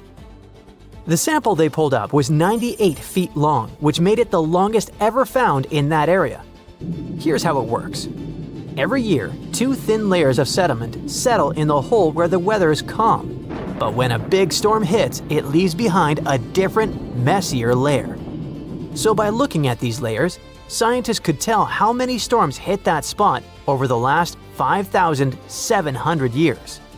It's like counting tree rings, you know? Anyway, what they found was rather unexpected. It turns out that tropical cyclones had been getting more and more common. The lead researcher said that over the past 6,000 years, there were usually between 4 and 16 tropical storms or hurricanes every 100 years. But just in the last 20 years alone, they found signs of 9 storms in that same little area. That's way more than usual, and it shows how much things are changing. Scientists think there are 2 main reasons why tropical storms have been happening more often. One reason has to do with something called the Intertropical Convergence Zone, or ITCZ. This is an area near the equator where winds from the north and south come together. That spot has low air pressure, lots of moisture, and tons of thunderstorms. Just above it is the part of the Atlantic Ocean where most hurricanes are born. It even has an official name, the Hurricane Main Development Region. Normally, the ITCZ moves north in the summer and south in the winter because of changes in ocean temperatures. But over the past few thousand years, it's slowly been shifting farther and farther south. That's why the area where storms usually start has also moved south. It means storms are now forming and heading toward lower parts of the Atlantic than they used to. The second reason for the recent spike in storms is rising ocean temperatures. Earth has gotten warmer, and the ocean has warmed up too. The warm oceans help make more powerful storms. Such an increase likely means that this part of the world might see a lot more big storms in the future. If things keep going the way they are, Scientists think the Caribbean could get hit by as many as 45 tropical storms and hurricanes by the end of this century. That's way more than anything the world has experienced in the last 5,700 years. There are just too many changes in the world that influence the situation. They create the perfect conditions for more storms to form and get really intense really fast. But if you think storms are getting more intense only over the ocean, let me tell you about America. A bunch of really dangerous storms, including tornadoes, dust storms, and wildfires, tore through several states in the Midwest and south of the USA in March 2025. At least 42 people lost their lives, and the scale of the devastation is enormous. What's scary is that most of this destruction didn't happen in the usual Tornado Alley area. Tornado Alley is a nickname for a part of the US where tornadoes happen a lot. It stretches through places like northern Texas, Oklahoma, Kansas, Missouri, parts of Louisiana, Iowa, Nebraska, and even eastern Colorado.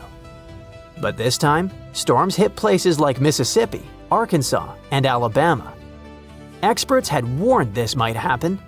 At the beginning of 2025, they said that tornadoes could start showing up more often farther east than usual, and that's exactly what's happening.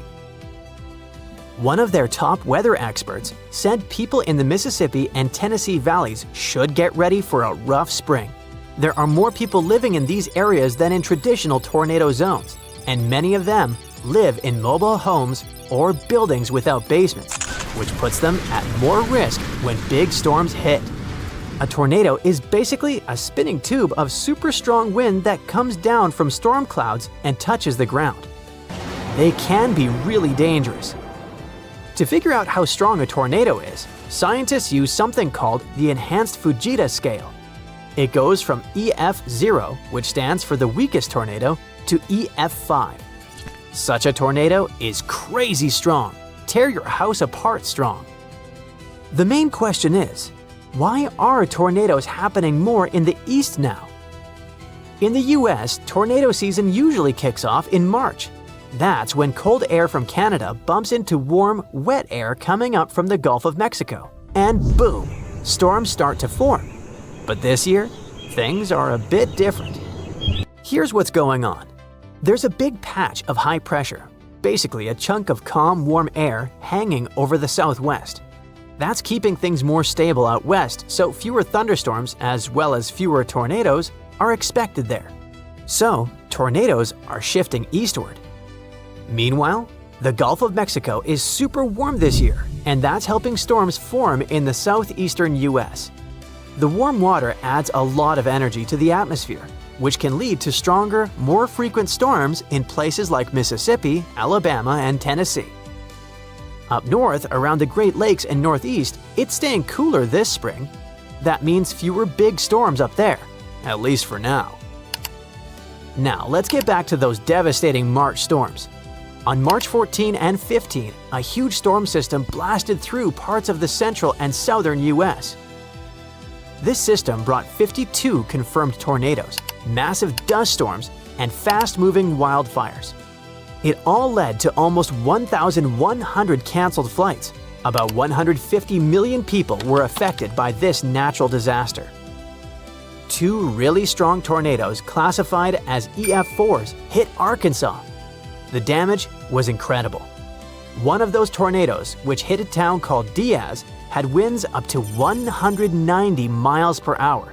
That's insanely fast. For comparison, the average speed of a Formula One car is around 130 to 160 miles per hour. It was the first time in over 25 years that Arkansas got hit by two EF4s on the same day.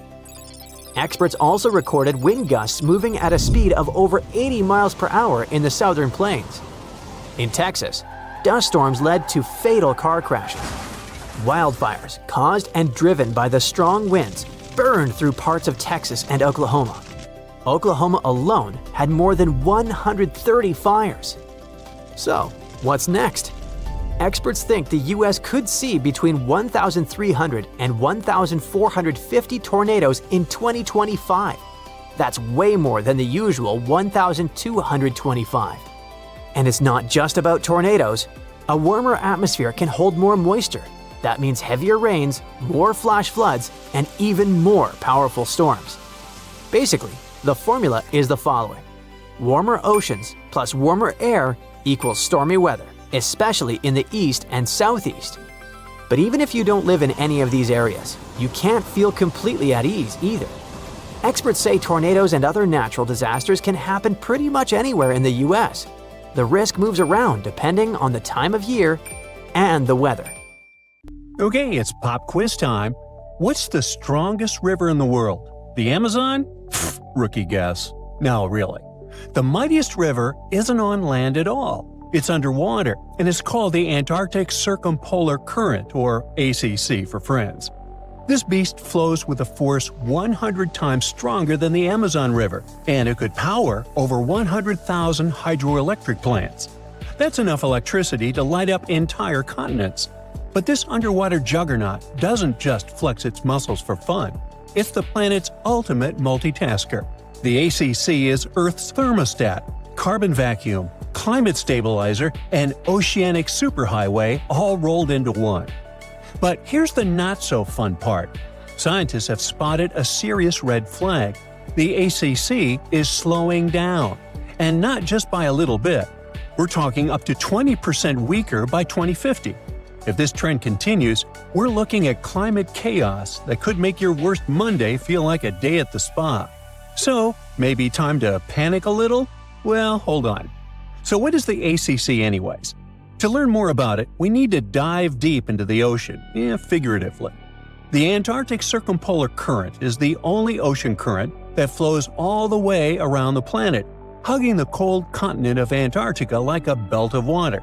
Unlike other currents that get tripped up by continents, the ACC has a clear racetrack, nothing but open ocean, so it flows uninterrupted through the Drake Passage between South America and Antarctica.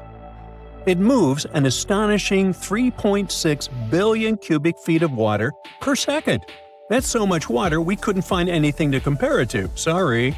The ACC is driven by ferocious westerly winds, moving eastward to connect the Atlantic, Pacific, and Indian Oceans into one continuous supercurrent. It also plunges into abyssal depths, connecting shallow, intermediate, and deep waters into one giant, swirling blender of oceanic energy. Now, to put it simply, maybe too late for that, but I'll try, the ACC is the glue that is keeping all of our planet together.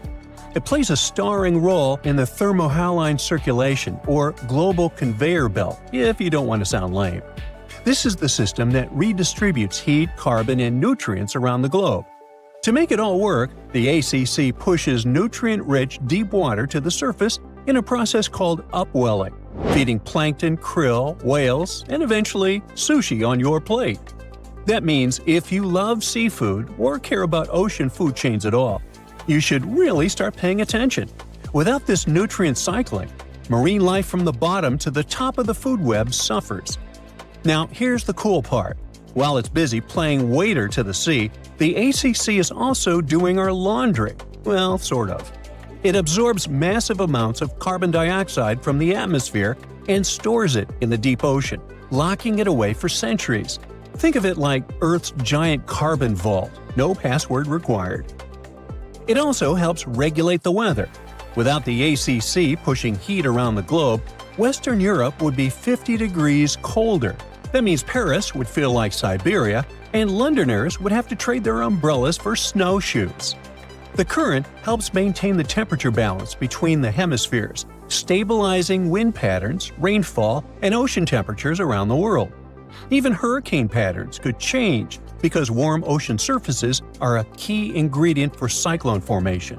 Mess with the currents, and you might be dialing up stronger, weirder storms. So, why is it slowing down? Well, of course, the answer is humans. You know those ice caps that are melting? Well, in Antarctica, where our friend the ACC lives, there's so much ice that if all of it melted, the Earth would rise more than 200 feet. That's taller than Cinderella's castle. What's worse, 60% of all the fresh water in the world is frozen in that ice. While that much water melting is already terrifying, it's the freshness of the water that really messes things up. You see, the ACC relies on the Southern Ocean's cold, salty water to be dense and heavy so it can sink, which helps power the current forward like a chain reaction. But when fresh water from melting glaciers pours into the ocean, it dilutes the saltiness. That makes the water less dense, so it stops sinking properly. Without that sink and flush mechanism, the ACC can't maintain its powerful flow. It's like trying to flush a toilet with no gravity. As this continues, fresh water flows north, altering the ocean's density structure and counteracting the effects of ocean warming, which normally would speed the current up. Instead, the ACC slows down. A weaker ACC means less upwelling, so fewer nutrients reach the surface. This could devastate Antarctic marine ecosystems, reducing biodiversity, collapsing fisheries, and threatening species like penguins, whales, and krill. It also opens the door in Antarctica to invasive species, like the southern bull kelp, which could throw entire food chains into chaos. Krill alone are the main food source for whales, seals, penguins, and fish. So when krill populations crash, the whole system begins to wobble like a house of cards in a hurricane. And then there's the feedback loop from hell. As the ACC weakens, more warm water can sneak southward, reaching Antarctica and melting the ice even faster. That melting will dump more fresh water into the ocean, which will weaken the current even more, which will melt more ice, and you get the idea. It's a vicious cycle. Worse still, warm waters underneath ice shelves can cause them to break apart from below, meaning the melting accelerates even when surface temperatures seem stable. Globally, the effects would ripple far and wide. Monsoons in India could become erratic, rainfall in the Amazon could drop, and agriculture from Africa to Asia could suffer. Sea levels along the east coast of North America could surge, and global weather patterns could spin into confusion. Even the Southern Ocean's ability to support commercial fisheries, like Chile's lucrative salmon industry, could decline as nutrients fail to reach the surface. And let's not forget, without a strong ACC, the ocean's ability to absorb carbon and excess heat plummets. That means that more CO2 and heat will stay in the atmosphere, making our lives even more miserable. It's like turning off Earth's air conditioner while cranking up the furnace, and burning down the pantry while you're at it. Of course, this isn't the first time things went south with the ocean currents. Before humans started heating up the planet, Earth went through a deep freeze called the Little Ice Age, and it wasn't just about colder winters. This icy chapter may have kicked off when ocean currents in the North Atlantic started acting weird. And it wasn't so long ago. This Little Ice Age had a peak in 1850, literally yesterday. Scientists believe that melting glaciers and massive exports of Arctic sea ice flooded the ocean with fresh water. That fresh water messed with the ocean's usual saltiness and density, weakening powerful systems like the AMOC, short for Atlantic Meridional Overturning Circulation. That's a mouthful. It's another crucial piece of the global conveyor belt puzzle. As these currents slowed down, less warm water reached the north, sea ice spread farther, and temperatures dropped even more. And here's the spooky part. Records from seashells near Iceland show that this shift didn't happen all at once. It came in two waves, like the planet was struggling to stay stable before tipping into a colder world. And because the AMOC is also part of the crazy life support system of planet Earth, everything is connected. Both systems are influenced by temperature, salinity, and the sinking of cold water. When the ACC slows, it can alter the balance of deep water formation and mixing, potentially weakening the AMOC too. That's a domino effect you really don't want to see. In fact, some models suggest that if both the ACC and AMOC are pushed past their tipping points, the result could be centuries of unstable climate conditions, way beyond anything modern agriculture or infrastructure is built to handle. So, next time you're sipping a cold drink or enjoying sushi, maybe raise a toast to the mighty ACC. It's doing a lot more for you than you think, and it could really use a little appreciation and less ice melting, please. Deep inside our planet, there are two massive blobs of rock that have puzzled scientists for years, They sit deep inside, opposite each other. One lurks under the Pacific Ocean, the other under Africa. And they're so weird, they even make seismic waves slow down. Their actual name is large low-velocity provinces, but they're just two enormous, mysterious blobs of rock, bigger than continents, stranger than anything else inside the Earth, and so dense they might be leftovers from another planet. Until recently, no one knew what they were, where they came from, or why they even exist. These mysterious blobs could hold the secret to Earth's deepest forces, powerful enough to shape earthquakes, drive volcanic eruptions, and even influence the evolution of life itself. And now, we might finally learn the truth about them. These geological monsters are hidden about 1,800 miles beneath the surface. Each one is 100 times taller than Mount Everest, so vast they defy explanation. Now, at first, scientists thought these were primordial remnants from Earth's early days. Maybe something giant smashed into Earth about 4.5 billion years ago, and this impact formed both the Moon and these blobs. Scientists believe it could have been a planet named Theia, a Mars-sized planet that existed somewhere around the asteroid belt and slammed into Earth back in the day. Others believe it could be something much more familiar, old chunks of Earth's crust. Perhaps they got pushed deep into the mantle by the movement of tectonic plates. And now, a new study shows that these blobs are massive piles of oceanic crust that have been sinking into the Earth for billions of years. They could have formed from the stuff that sinks into Earth when tectonic plates collide. Over 1 billion years, pieces of ocean crust could have been swallowed by the mantle. Eventually, they collected into two massive regions deep inside the planet. But even though both blobs form the same way, they aren't identical.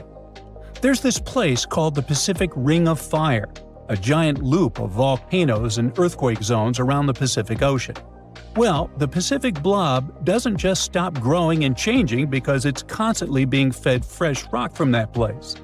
Tectonic plates crash into each other, and one plate sinks beneath another, pushing old ocean crust deep into the Earth. Since this keeps happening, the Pacific blob is heavier, denser, and more active than its twin under Africa. It's like a giant hot rock factory, constantly getting new material and reshaping itself over time. The African blob is much older and quieter than the one under the Pacific. It doesn't get fresh rock pushed into it as often. That's why, over time, it has blended more with the surrounding mantle. Since it's less dense, it behaves differently. It rises higher into the Earth's mantle, stretching 340 miles closer to the surface.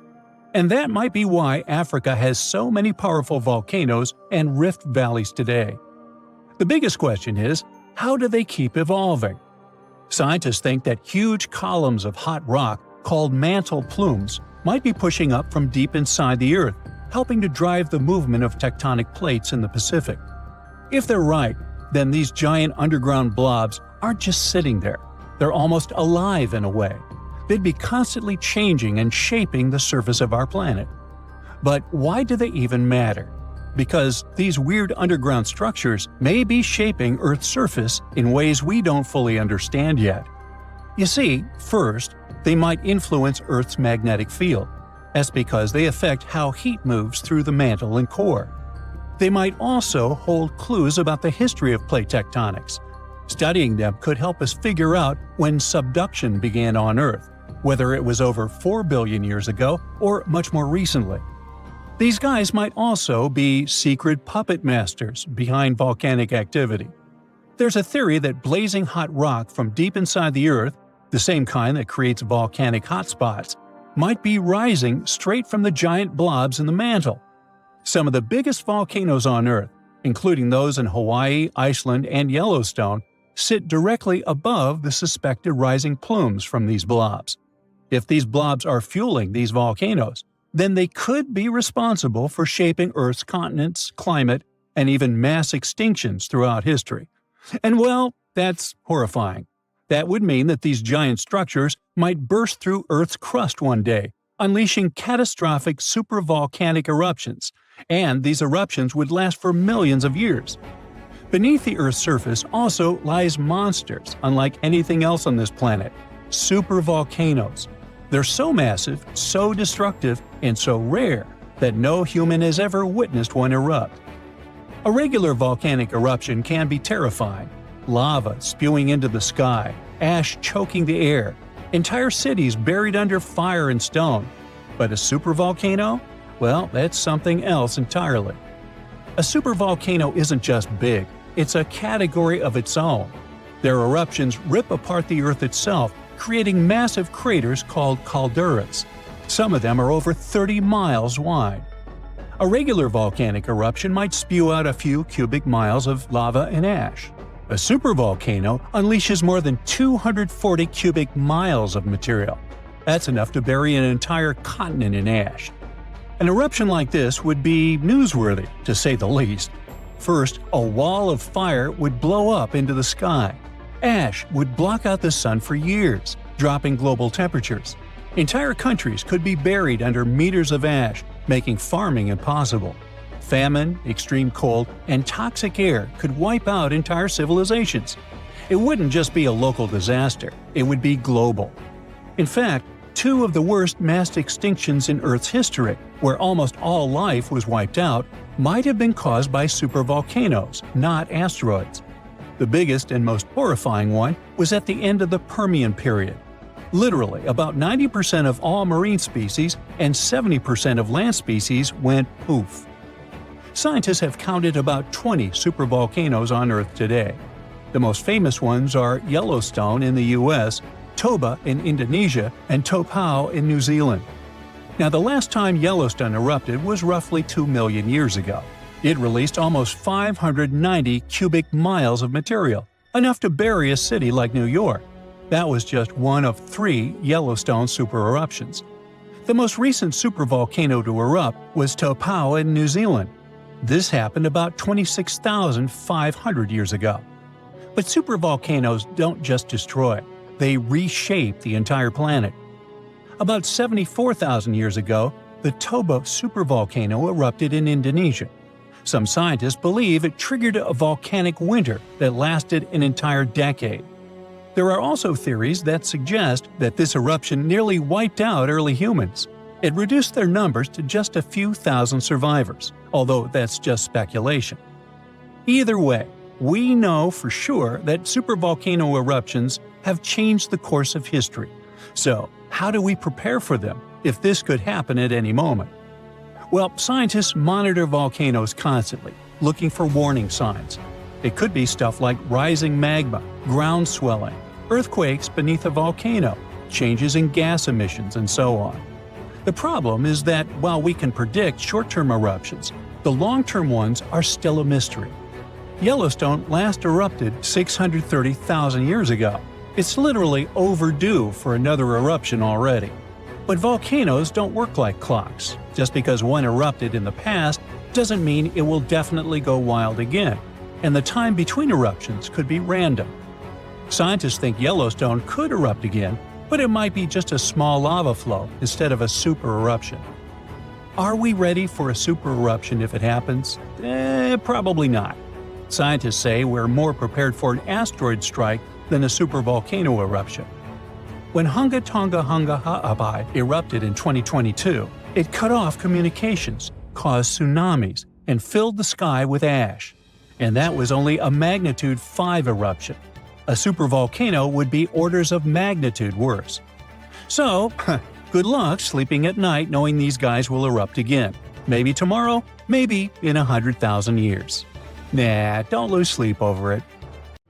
In 2015, a volcano erupted, and the seafloor dropped about 8 feet, like an elevator giving up mid-ride. By then, scientists had already put wires and sensors all over the place. The idea here was simple. Since it erupted fairly often, they wanted to predict the next disaster. And they sorta did. They circled 2025 in red and waited. Except, nothing happened. But the ground is still swelling and quaking almost daily. And now, everyone is worried. Let's see why. Axial Seamount is a volcano about 300 miles off the Oregon coast. But to really find it, you would need to dive almost a full mile. You'll also find something unexpected there – yellow cables, miles of them. This is one of the most watched volcanoes on the planet. Through a massive project called the Ocean Observatories Initiative, or OOI, scientists draped the underwater mountain in 550 miles of fiber optic cable.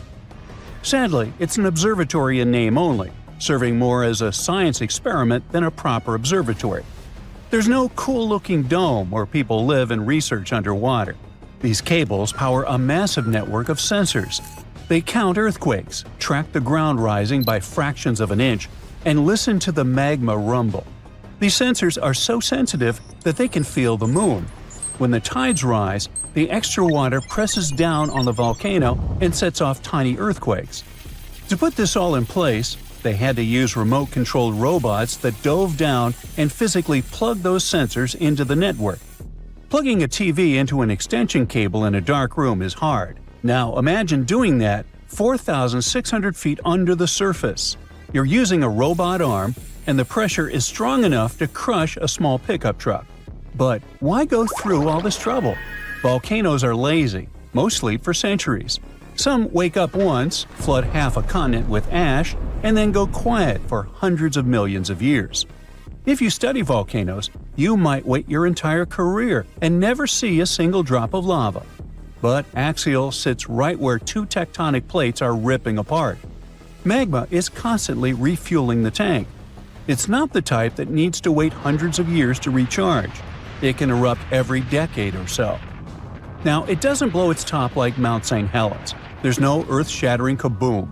Instead, the ground swells up, cracks open, and lava pours out quietly to create new rock. When the floor cracks, it blasts out a massive cloud of superheated water called megaplume that's packed with subsurface bacteria. It rises thousands of feet high and looks like a blizzard of white snow shooting through the dark ocean. Each eruption basically resets the biome, forcing life in the area to start over. That combination, frequent and calm, makes it perfect for study. It erupts often enough that we can actually collect data, and is predictable enough that we can build a model around it. By 2014, the observatory had already been in place, just in time for the eruption that happened in 2015. Scientists caught the whole event live. They had sensors on the seafloor that showed the ground puffing up like a giant balloon as melted rock gathered underneath. The ground rose up several feet until the pressure made the rock start to crack. This caused thousands of tiny earthquakes in just one afternoon. Then, miles-long cracks ripped open and lava poured out. As that magma leaked out, the ground lost its support. Eventually, the seafloor inside the volcano's crater collapsed. The whole point of capturing 2015 was to build a baseline. This is what right before an eruption looks like. So when the crater floor started rising again and the quake counts climbed, scientists figured Axial was heading toward another eruption in 2025. And then, nothing. Nada. Zippo. The signals reached the same zone that worked last time, but there was no eruption. It's like pumping air into a tire until it should blow, and it doesn't. So what went wrong for the researchers expecting a quiet explosion? What likely happened is that the volcano stalled. In 2015, the ground rose quickly, but nature likely changed the tempo. Magma is still filling the chamber, but it's pumping in slower than it did 10 years ago. It's also possible that the rock is stronger now, holding cracks better, forcing the volcano to swell even more. Now, there's also a third option, a quiet leak. Tiny fractures could be hissing out just enough pressure to delay the main event, keeping the volcano in a state of suspended animation, ready to blow but lacking the spark. And even with all the data, it's still hard to tell the difference between almost ready and about to break. That's why the forecast slid from 2025 to mid to late 2026. The volcano stayed active, but the buildup slowed, pushing the breaking point back by about a year. But why is this making scientists nervous? When you hear about the consequences of eruptions, it's easy to imagine a tsunami heading for the coast. Well, it's not. You can keep your surfboard in the garage. This is a deep ocean event. The water absorbs almost all the energy. The surface might get a little bubbly, but nobody on the beach is going to spill their drink. The people sweating are the ones who paid for the robots. The problem is that the lab is sitting inside a test tube. Remember, the volcano is currently overcharged. It has already swelled past the point where it usually pops. If it waits until late 2026 to finally let go, it could have accumulated significantly more magma than it did in 2015. A bigger eruption means new cool data, but it also means a much larger volume of lava. Those expensive yellow cables and delicate sensors, they're sitting right in the splash zone. If the lava follows the old paths, the gear is fine. But an overpressurized release could rip open new cracks in the seafloor. If that happens, researchers could lose millions of dollars of equipment in seconds. Scientists might be watching the feed live, see a wall of molten glass, and then static. But the real worry isn't the money. Axial is supposed to be the gold standard. It's the most monitored square mile of the ocean floor on Earth. It was supposed to be the easy one. If our prediction model fails here, well, it's a bad sign. We have every sensor imaginable, and we still don't understand underwater volcanoes as well as we thought. If we can't predict the friendly volcano when it's wired for sound, what chance do we have with the dangerous ones? The vents around the volcano pump out water that could reach around 650 degrees Fahrenheit. On the surface, that would instantly turn to steam. Down here, the pressure is so intense that the water can't boil. But it's so hot it can dissolve minerals. The place is also loud. If you could hear it, it would sound like a jet engine on a runway. Plus, the area is carpeted in tube worms. They look like giant 6-foot-tall white pipes with bright red tips. They don't make biological sense. They have no eyes, no mouths, and no stomachs. They don't eat food at all. Instead, they host bacteria inside their bodies that turn the volcano's toxic sulfur gas into sugar. They're basically powered by pollution. Crawling all over them are scale worms. These things look like they belong on some other planet. They're covered in microscopic scales that refract light. So if you shine a flashlight on them, you could see them sparkle in blue and red. The ground beneath them is also strange. When axial erupts, the lava hits the freezing seawater and cools instantly. But it doesn't turn to gray stone. It turns into glass. Pure black obsidian. If you tried to walk on it, it would sound like you were walking on thousands of light bulbs. Experts have updated the schedule for this year.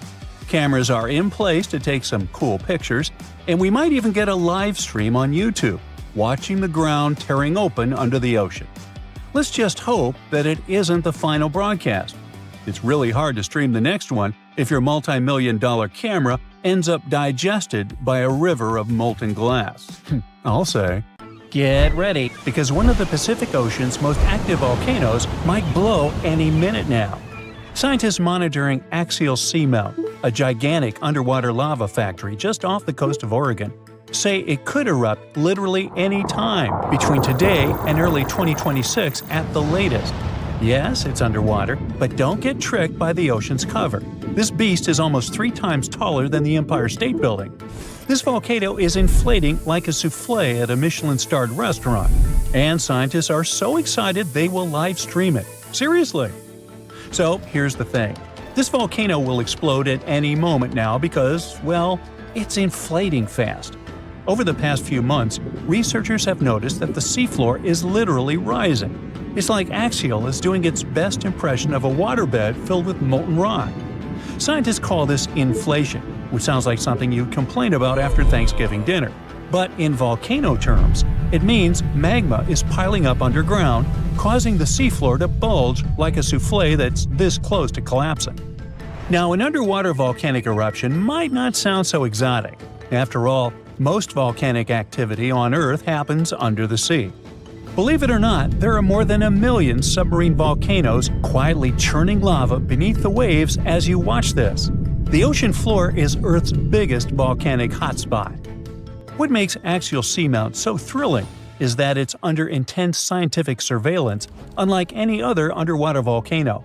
It's like the star player in a volcanic reality show, with a network of ocean-bottom instruments giving researchers real-time updates on magma movements, seismic tremors, and crust deformation. In fact, Axial Seamount hosts the world's first-ever underwater volcanic laboratory. Scientists have been keeping a constant eye on it since the 1990s, when they installed sensors that now relay live data straight from the seafloor. This kind of monitoring is unheard of elsewhere and has turned Axial into a geological celebrity, one whose behavior we can track with remarkable precision. Besides, Axial is hilariously predictable. It erupts roughly every decade, and right on cue, it's gearing up for another performance. By mid-2024, it had inflated to nearly the same level as before its last eruption, which means the countdown is on. Scientists are so confident in its schedule that they've set up a volcanic advent calendar, waiting for the day when Axial decides to pop. But hold on, Axial Seamount isn't just your average underwater volcano. It's got style, personality, and a geological identity of its own. Now, most underwater volcanoes, called seamounts, tend to look like cones or flattened domes. Axial laughs in the face of tradition with its unfashionably rectangular caldera, a 2-by-5-mile crater that looks like it was designed by a geologist with a ruler and a grudge against curves. Most volcanoes opt for the classic circular look, but Axial, it went full avant-garde. This caldera is punctuated by fissures, vents, lava channels, and mysterious dome-like structures that rise hundreds of feet high. It's like the volcano's wearing a funky geometrical crown instead of the usual rounded hat. What's more, Axial's location is like prime real estate for geological fireworks. It sits right where two major forces collide, literally. First, it's on the Juan de Fuca Ridge, an underwater mountain range formed where two tectonic plates are slowly pulling apart, like a zipper being undone. Second, it's perched atop the Cobb Hotspot, a deep mantle plume that acts like Earth's sneaky magma espresso machine, pumping molten rock from deep inside the planet and fueling a whole chain of seamounts. To put it plainly, it's like the tectonic plates are reluctant dance partners, sliding away from each other, while the Cobb Hotspot acts as the DJ, turning up the heat and keeping the magma party going. This dual influence creates a complex plumbing system inside the volcano, with magma chambers filling, draining, and shifting in ways scientists are still trying to decode. The competition between the spreading plates and upwelling magma is what gives Axial its unique geological fingerprint, and it's also why this volcano keeps surprising us. Now, we said that Axial Summit isn't just a crater. The truth is that inside, the action gets even weirder and cooler, well, hotter, but you get it. Axial hosts black smoker hydrothermal vents, which blast superheated water at temperatures exceeding 700 degrees Fahrenheit. This is no ordinary underwater hot tub. These vents create one of Earth's most extreme environments, where bizarre creatures thrive in total darkness and scalding heat. Giant tube worms, crabs, colonies of bacteria, and even octopuses live off the mineral-rich plumes that gush from these vents, forming ecosystems completely independent from sunlight and photosynthesis. It's like an alien world beneath the waves, thriving off the volcano's fiery breath. These vent communities are crucial to science, not just because they're strange, but because they may resemble the earliest ecosystems on Earth. Some researchers believe life on our planet may have originated in similar deep-sea hydrothermal environments billions of years ago. Studying them could also help us search for life on icy moons, like Europa and Enceladus, where similar vents might exist beneath their frozen surfaces. When Axial erupts, it's like a natural reset button for these communities. The lava wipes everything out, but within months, life comes roaring back. Proof that even in the most hostile environments, real estate is always in demand. For those worrying about tsunamis or coastal disasters, relax. Axial's eruptions are the underwater equivalent of a slow cooker. The immense water pressure keeps things chill, well, scalding, but not explosive. So the worst thing that happens is some lava decorates the seafloor, and a few crabs have to find new vents to squat in. This means no massive ash clouds or explosive blasts that could reach the surface. Instead, lava oozes out and spreads across the seafloor, sometimes traveling for miles. But for scientists, this eruption is the golden ticket. Understanding axial patterns could help predict eruptions elsewhere, even on land. Plus, its bizarre ecosystems offer clues about how life might survive on other planets. Not bad for a volcano that mostly just sits around looking rectangular. Still, the volcano's activity can be heard in the form of thousands of small earthquakes every day. Thousands!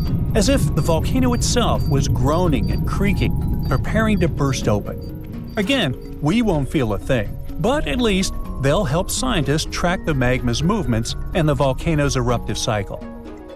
Now, one of the coolest parts of this story is that scientists are preparing to live stream Axial's next eruption for the first time ever.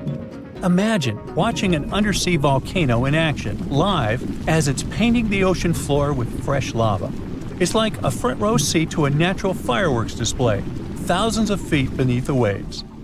The live stream will come courtesy of the Ocean Observatory's initiative, which maintains a series of fiber optic cables linking Axial's instruments directly to shore. It's the Wi-Fi of the deep sea, and it's about to broadcast molten rock in HD. And there's another twist. Scientists have noticed a curious pattern in Axial's eruptions.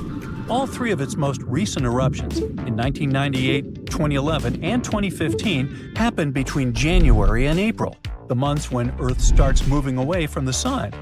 So why? Well, it might have something to do with the Moon's gravitational pull. The Moon's orbit causes ocean tides to rise and fall, which changes the pressure on the seafloor and could help nudge the magma chamber to its breaking point. I guess the Moon isn't just a romantic light in the night sky. It might be the ultimate volcanic whisperer. So, one thing's for sure, when Axial goes, it'll be the best documented underwater eruption in history. So, keep your eyes peeled. This is one natural spectacle you won't want to miss. And who knows, if we're lucky, we might even get deep-sea eruption ASMR out of the deal. Now, if you'll excuse me, I'll be refreshing the live feed like it's a Taylor Swift ticket sale. Frankenstein, unreasonably cold weather, and tons of lava. What do these things have in common? They all trace their origins back to Mount Tambora. This volcano in Indonesia had such a massive impact that the aftermath could be felt in Switzerland even a year later. And these spots are thousands of miles apart. Soon, we might be facing something similar again.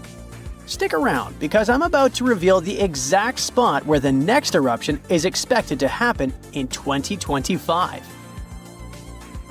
Back in 1815, Mount Tambora erupted with unprecedented force, sending a colossal cloud of fine particles into the atmosphere. This cloud reflected sunlight, leading to global cooling and even the year without a summer in 1816. Temperatures plummeted, crops failed, and families worldwide faced food shortages, compounded by various health issues. Fun fact: Frankenstein appeared because of abnormally cold weather in the summer of 1816. The author got stuck indoors in Switzerland and wrote this story to pass the time. But that is the only positive aftermath. In England and Ireland, people struggled to find food. The crops were too bad that year, and this year without summer cost them lives, all because of the eruption in Indonesia. While many other volcanoes have erupted since then, none have had consequences as dramatic as Tambora. However, climate professor Marcus Stoffel from the University of Geneva believes potential serious eruptions aren't just a matter of luck, it's only a matter of time. So it's up to us. We can sit back and wait for the inevitable, or we can start preparing today. This future eruption will happen in a world that's vastly different from the one in 1815. Not only is our planet more densely populated now, but we've also experienced irreversible changes that affect our daily lives. Now, if you think volcanoes are always the bad guys, think again.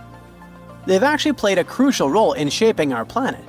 They help with land formation, atmospheric development, and climate modulation. Just look at Yellowstone, for example. When thick lava oozed to the surface, it spread across the landscape and transformed the area forever. When volcanoes blow their tops, they release a mix of lava, ash, and gases, including carbon dioxide. But don't worry, compared to the emissions from fossil fuels, the amount from volcanoes is pretty tiny. What scientists are really keeping an eye on is sulfur dioxide, because it can have a big impact on our climate. When a major volcanic eruption happens, it can send sulfur dioxide soaring into the stratosphere, which is about 7 miles up in the atmosphere. Once there, it transforms into tiny aerosol particles that scatter sunlight, helping to cool the planet. This cooling effect isn't immediate though. Those particles can hang around for a couple of years and even circulate all around the globe. Nowadays, we've got special equipment to monitor sulfur dioxide emissions from space. Take Mount Pinatubo in the Philippines. During its eruption in 1991, it released around 15 million tons of sulfur dioxide. Now, while that's a lot, it wasn't quite as massive as the eruption of Tambora. Still, Pinatubo managed to lower global temperatures by about 0.5 degrees Celsius for several years. Tambora, on the other hand, dropped average global temperatures by about 1 degree Fahrenheit. I know what you might be thinking. That's not much, but trust me, it makes a difference. If the planet warms up by just 1 degree Fahrenheit, it could really mess with sea levels. Experts think we might see a rise of up to 8 inches by the end of this century. This could wipe out a lot of farmland and coastal habitats, which would be a huge blow to many communities. So maybe a volcano eruption that can cool off the planet is like a natural mechanism helping us out? Not exactly. While it does cool the planet off, don't get tricked into thinking it's the kind of coolness our planet needs. Such temperature shifts can severely mess up with the crops, like they did in 1816. There's also evidence that major eruptions can disrupt rainfall patterns, leading to drier conditions in monsoon regions across Africa and Asia. You see, the summer monsoon relies on the temperature difference between land and ocean, which can be altered by volcanic activity. Interestingly, a warmer climate may enhance the cooling effects of volcanic eruptions. Experts explain that the formation and movement of aerosol particles depend on climate conditions. As global temperatures rise, faster air circulation can lead to smaller aerosol particles, which are more effective at scattering sunlight and thereby intensifying the cooling effect. Oceans also contribute to this dynamic. A warming ocean surface creates a stratified layer, hindering the mixing of warm and cold water, which could mean that volcanic eruptions primarily cool the upper ocean layer and the atmosphere above it, according to Stoffel. Moreover, climate change may influence volcanic systems directly. The melting of ice can trigger more eruptions by reducing the pressure that allows magma to ascend more easily. Additionally, increased rainfall associated with climate change can seep into the ground and interact with magma, potentially sparking eruptions.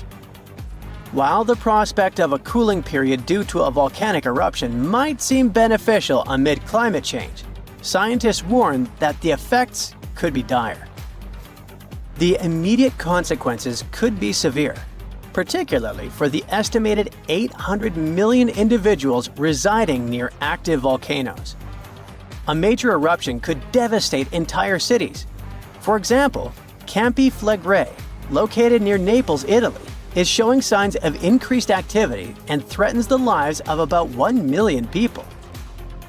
Now, if you're from Oregon, beware, as experts say this state might experience volcano eruptions. Are you scared? Don't be. It's actually not as scary as it seems. Let me explain why.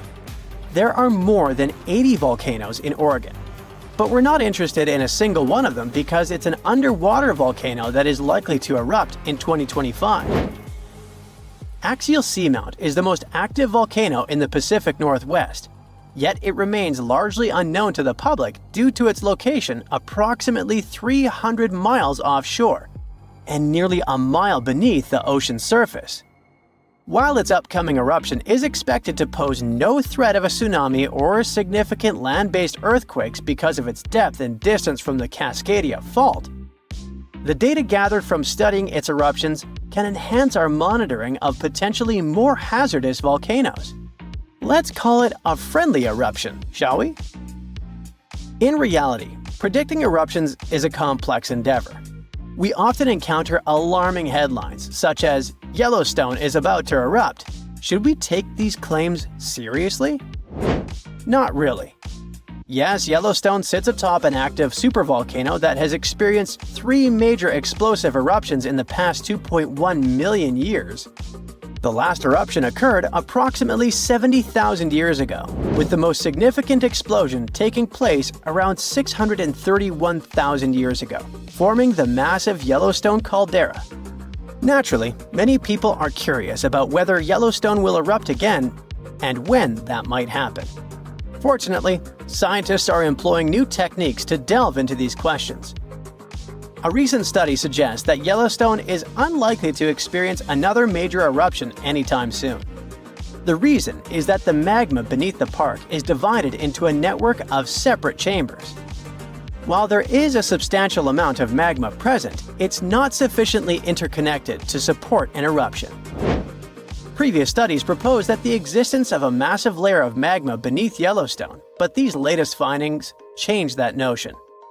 To gain a clearer understanding of the subterranean dynamics, researchers utilized a technique called magnetotellurics, which employs Earth's natural electromagnetic fields rather than seismic waves.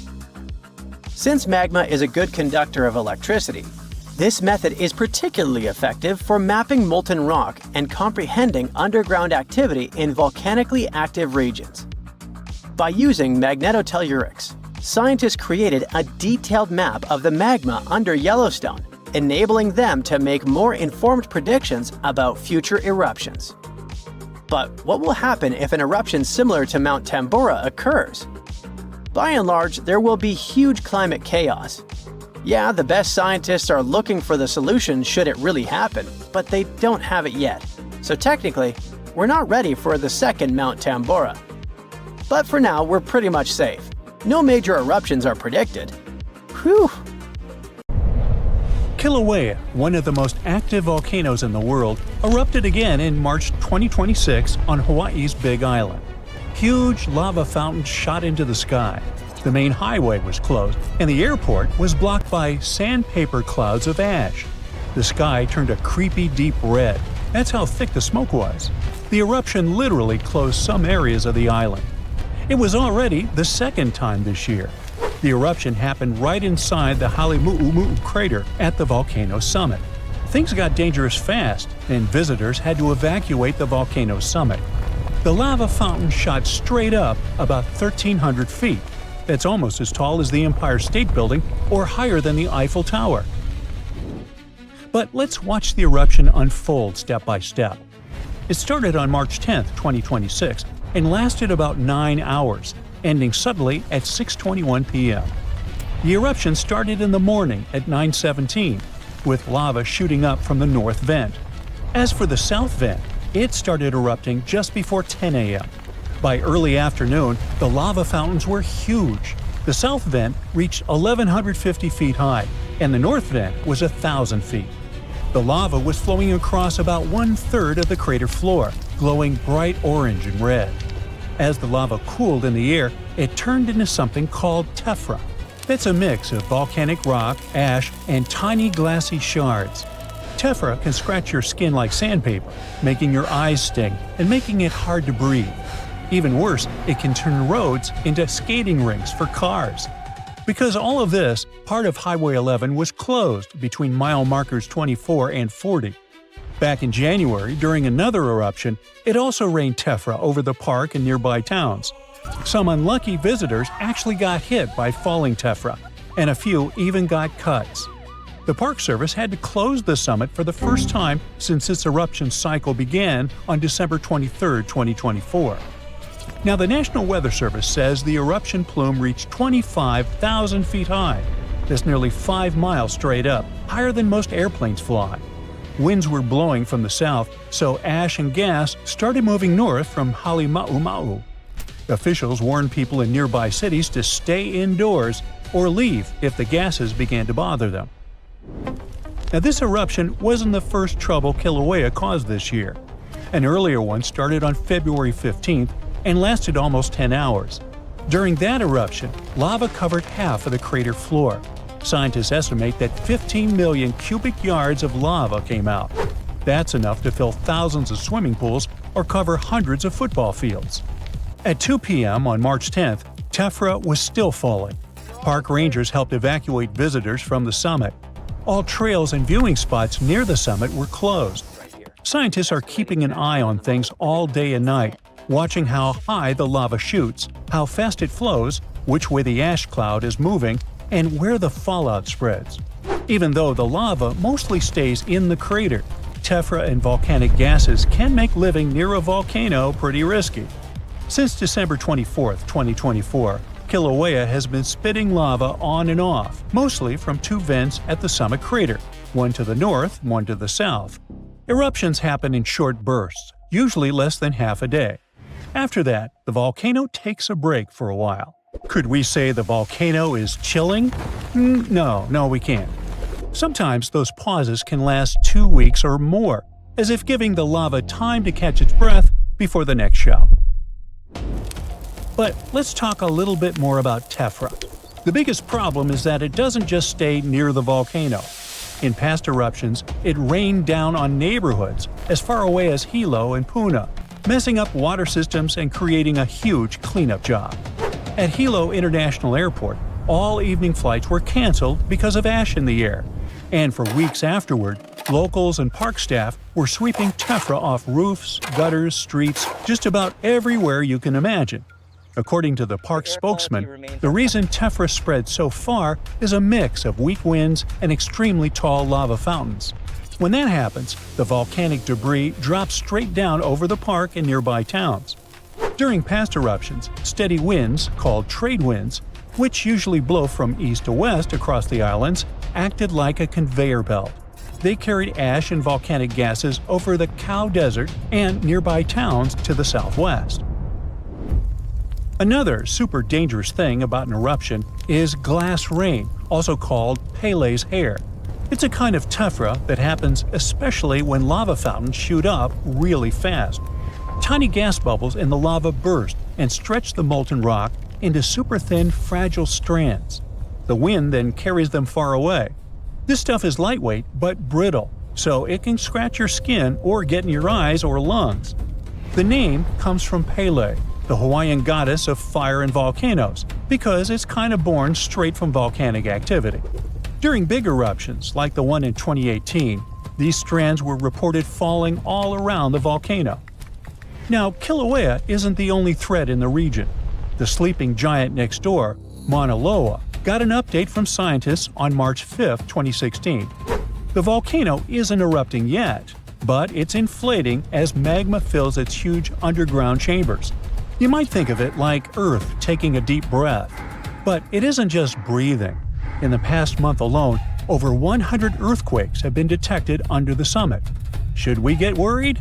Well, let's figure it out. Mauna Loa, the largest active volcano on Earth, covers half of Hawaii's Big Island. Its eruptions can produce huge, fast-moving rivers of lava, like a slow-mo bulldozer made of molten rock moving across the area. When Mauna Loa erupts, it usually starts at the summit. From there, lava can flow into different areas: the Northeast Rift Zone, Southwest Rift Zone, or even vents on the northwest side of the volcano. The most intriguing thing is that these lava flows can appear within minutes, hours, or even months after the eruption begins. Since its first well-recorded eruption in 1843, Mauna Loa has erupted 34 times. The gaps between eruptions can range from just months to many decades. Its most recent eruption was in 2022. Right now, Mauna Loa is quiet but active. Seismic activity, that is, small earthquakes under the volcano, shows that magma is, in fact, moving beneath the surface. In February 2026, scientists detected 116 earthquakes beneath the summit, mostly gathered under the caldera era called Makuaweo Veo. Some were also concentrated in the southern caldera. But don't let this number scare you. For comparison, the month before had 123 earthquakes. The thing is, these quakes are part of the normal breathing of the volcano as it refills with magma after the 2022 eruption. GPS instruments on the volcano indeed show that the summit is inflating, meaning the ground is slowly rising as magma fills the underground reservoir. At the same time, gas and temperature readings from the southwest rift zone are at normal levels, which means no major changes compared to previous months. So even though Mauna Loa is refilling, there's no immediate sign of a new eruption, yet. In any case, Mauna Loa is always worth watching. It's a sleeping giant that can wake at any time, and scientists are keeping a close eye on every inch of rising ground. Because if Mauna Loa erupts, it can cause a ton of different problems.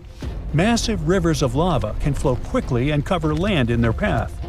The volcano itself can also make the ground shake, because as magma fills it, the sides of the mountain can shift up or sideways, triggering earthquakes. On top of that, Mauna Loa can release volcanic gases that mix with the air and create fog, a kind of smog that can be irritating or even make it hard to breathe for people living downwind. Sometimes, the volcano might even produce small explosions, sending ash into the sky, which can be dangerous for airplanes flying nearby. You're in Italy. Perfect sun, perfect pizza. But enjoying that view? It might be a fatal mistake. That peace is a total illusion. Literally a few miles beneath your sneakers, the Earth isn't just sleeping, it's taking a deep, nervous breath. And I mean it. Geologists are sweating right now because this hidden process isn't just happening, it's accelerating fast.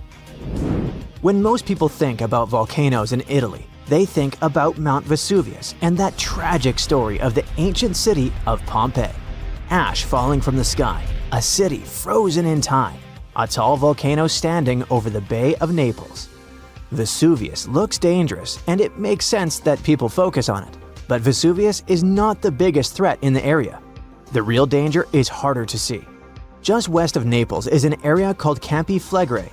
The name means burning fields. If you visit, it doesn't look like a volcano at all. There's no mountain, no cone, no rivers of lava. Instead, you see towns, ports, roads, and neighborhoods. People live their everyday lives there. That's because Campi Flegrei is not a normal volcano. It's a supervolcano. Forget the classic pointy mountain. Regular volcanoes build up, but supervolcanoes blow down. They leave behind a massive bowl-shaped depression called a caldera. Campi Flegrei is so vast you could stand right in the center and never realize you're on top of a volcano. In fact, a huge chunk of Naples is built right inside it. Can you picture this? Homes, schools, and highways sit on ground that is still active? It's like a giant chest taking a breath, rising and falling. Scientists call this bradyseism. Entire neighborhoods have shifted up or down by feet over the centuries. But how? That rhythm is changing fast. Around 2022, scientists started paying much closer attention to the area. Seismic activity was increasing, and new tools made it possible to look at the data in better ways. Researchers gathered records of more than 54,000 earthquakes. Most of them were small. Many were too weak for people to even feel. When all of that data was put on a map, it looked like chaos. Thousands of tiny dots spread everywhere, with no clear pattern. To the human eye, it was just noise. Too much information to make sense of. So scientists turned to machine learning. Instead of looking at each quake one by one, AI models were used to scan the entire dataset at once. The goal wasn't to predict an eruption, it was to see how stress was moving underground. That's when something new showed up. Hidden inside all that messy data was a large circular fault system, a ring-shaped crack in the Earth's crust that outlined the edge of the caldera. It had always been there, but it was buried in the noise. Once the AI pulled it out, it changed how scientists understood the whole system. This kind of ring fault matters a lot. It acts like a pathway. Pressure from deep underground, magma, hot water, and volcanic gases can move along it more easily than through solid rock.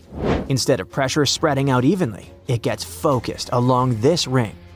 That alone would be concerning, but the story doesn't stop there. The new study uncovered something scary under Pozzuoli. The city is sitting on a crossroads of deep cracks in the earth, including the newly discovered ring fault. Scientists used to think this area was low risk, but the new numbers tell a different story. Pozzuoli sits on the weakest spot of the whole system. Since the rock is already so broken up underground, the pressure has an easy way out. That means when the magma chamber breathes, this city takes the hardest hit. Residents aren't just neighbors to the volcano. They're sitting right on top of the exhaust pipe. Based on this new data, scientists are saying that magnitude 5 earthquakes are not just possible, they're likely. To many people, that number doesn't sound all that scary. We see headlines about magnitude 7s and 8s in the Pacific all the time. But Campi Flegrei plays a completely different set of rules. The danger here isn't just the size of the quake, it's the location.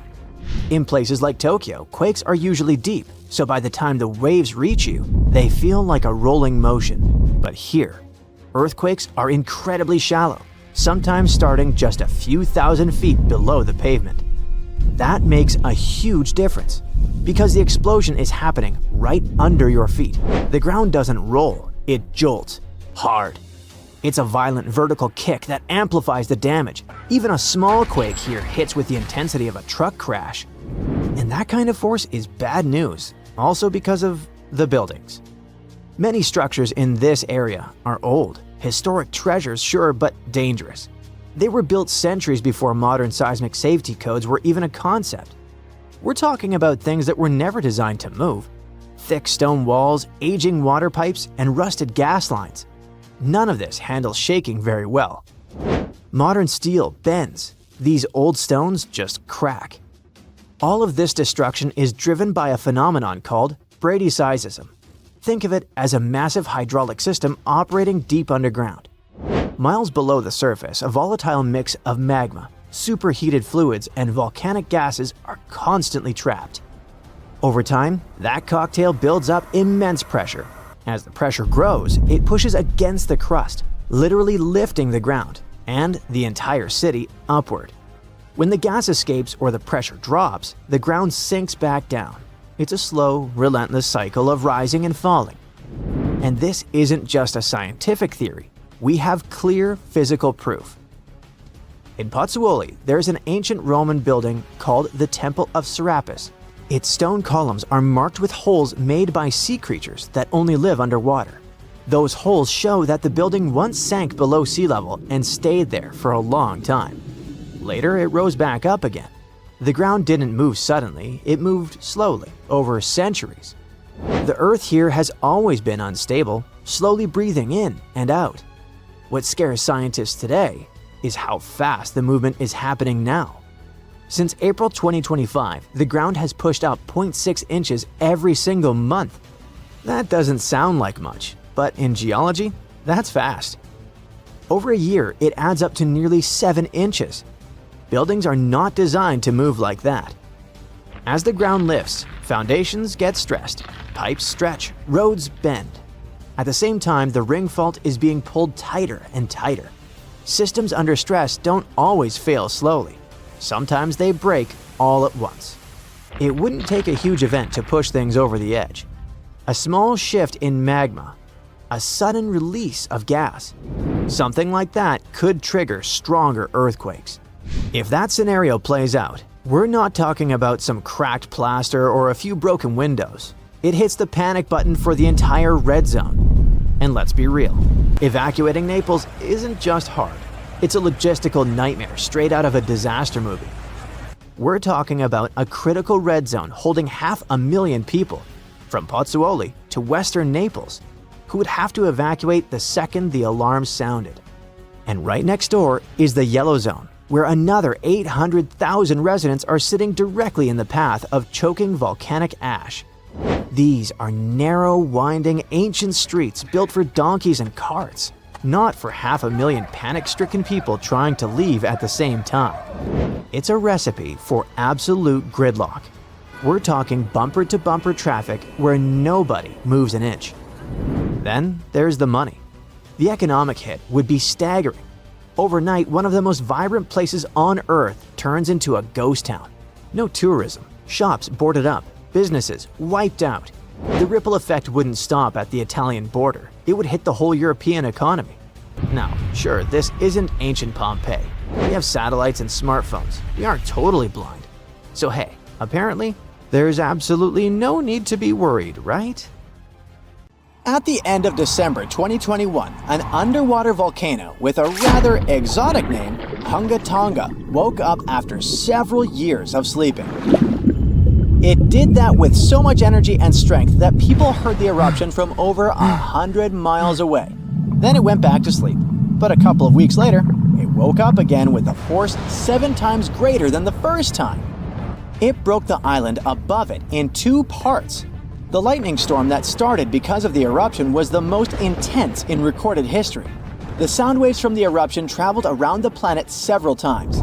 Someone even heard a loud boom from it in Alaska. And it started the first known mega tsunami since ancient times. This tsunami took the lives of 2 people as far as Peru and caused trouble for 2 fishermen in California. But that's not all. This eruption could change the weather patterns on Earth for years. You may see the first proof in the summer of 2024, which is forecast to become much wetter than usual. Scientists believe the eruption was caused by gas building up to a critical point. Different minerals, including anhydrite quartz and sulfides, were building up for several months until they blocked the flow paths and sealed the gas within Hunga Tonga. Normally, when a volcano erupts, the fumes cause a temporary cooling effect on Earth's surface. But Hunga Tonga's eruption was different. It didn't produce much fumes, but released a massive amount of water vapor, roughly equal to 60,000 Olympic swimming pools. The intense heat of the eruption turned huge amounts of seawater into steam, which then blasted high into the atmosphere. All that water vapor ended up in the stratosphere, a layer of the atmosphere that's too dry to form clouds or rain. Scientists don't have any observations of volcanic eruptions like Hunga Tonga to predict its effects on our weather patterns. They can't tell exactly how long these effects might last either. This is because the only way to measure stratospheric water vapor is with satellites, which have only been around since 1979, and there hasn't been an eruption similar to Hunga Tonga in that time. Experts from different countries started analyzing satellite data right after the Hunga Tonga eruption. They wanted to find out how long water vapor would stay in the stratosphere, where it would go, and, most importantly, what this would mean for the planet. The first big result of the eruption, at least partially, was a huge hole in the stratosphere that was hanging on for several months in 2023. By the time it appeared, the water vapor had reached the polar stratosphere over Antarctica. In the following years, there wouldn't be enough water vapor left to enlarge this hole. It looks like Hunga Tonga will have just a minimal effect on global average temperatures. But there are some surprising, lasting regional impacts. One of the scientific models forecasts colder and wetter winters for northern Australia until about 2029. In North America, it predicts warmer winters, and Scandinavia could have even colder winters. This is just one study though, and one approach to understanding how the eruption of Hunga Tonga can change our weather. We do have at least one example from history when a volcano eruption changed the world. Over 2 centuries ago, in 1815, Mount Tambora erupted and caused the year without a summer. In the following year, the winter was unusually cold and wet weather across Europe and North America. A recent study confirms that 1816 wouldn't have been this cold without the volcanic eruption. The immediate effects of the eruption were catastrophic, with tsunamis destroying homes, claiming 10,000 lives, and 80,000 more who fell ill in the aftermath. The eruption of Mount Tambora was one of the strongest in the last 1,000 years. It had ejected an enormous amount of sulfur dioxide into the stratosphere, which quickly spread across the world. It resulted in the coldest year in at least the last 250 years. In May, frost wiped out most of the crops in New York, Massachusetts, New Hampshire, and Vermont. By June, heavy snow covered the ground in Albany, New York, and Dennisville, Maine, and New Jersey had 5 straight nights of frost.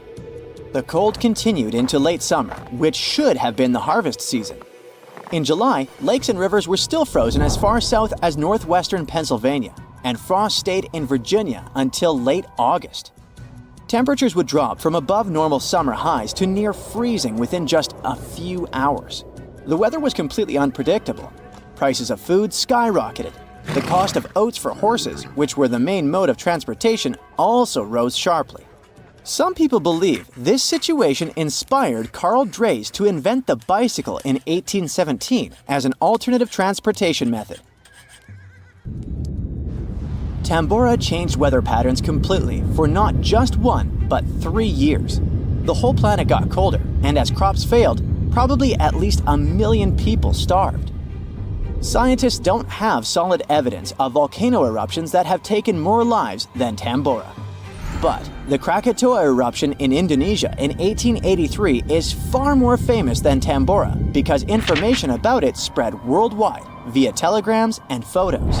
Its final blast was the loudest recorded sound in history, and people could hear it on 10% of the entire Earth's surface.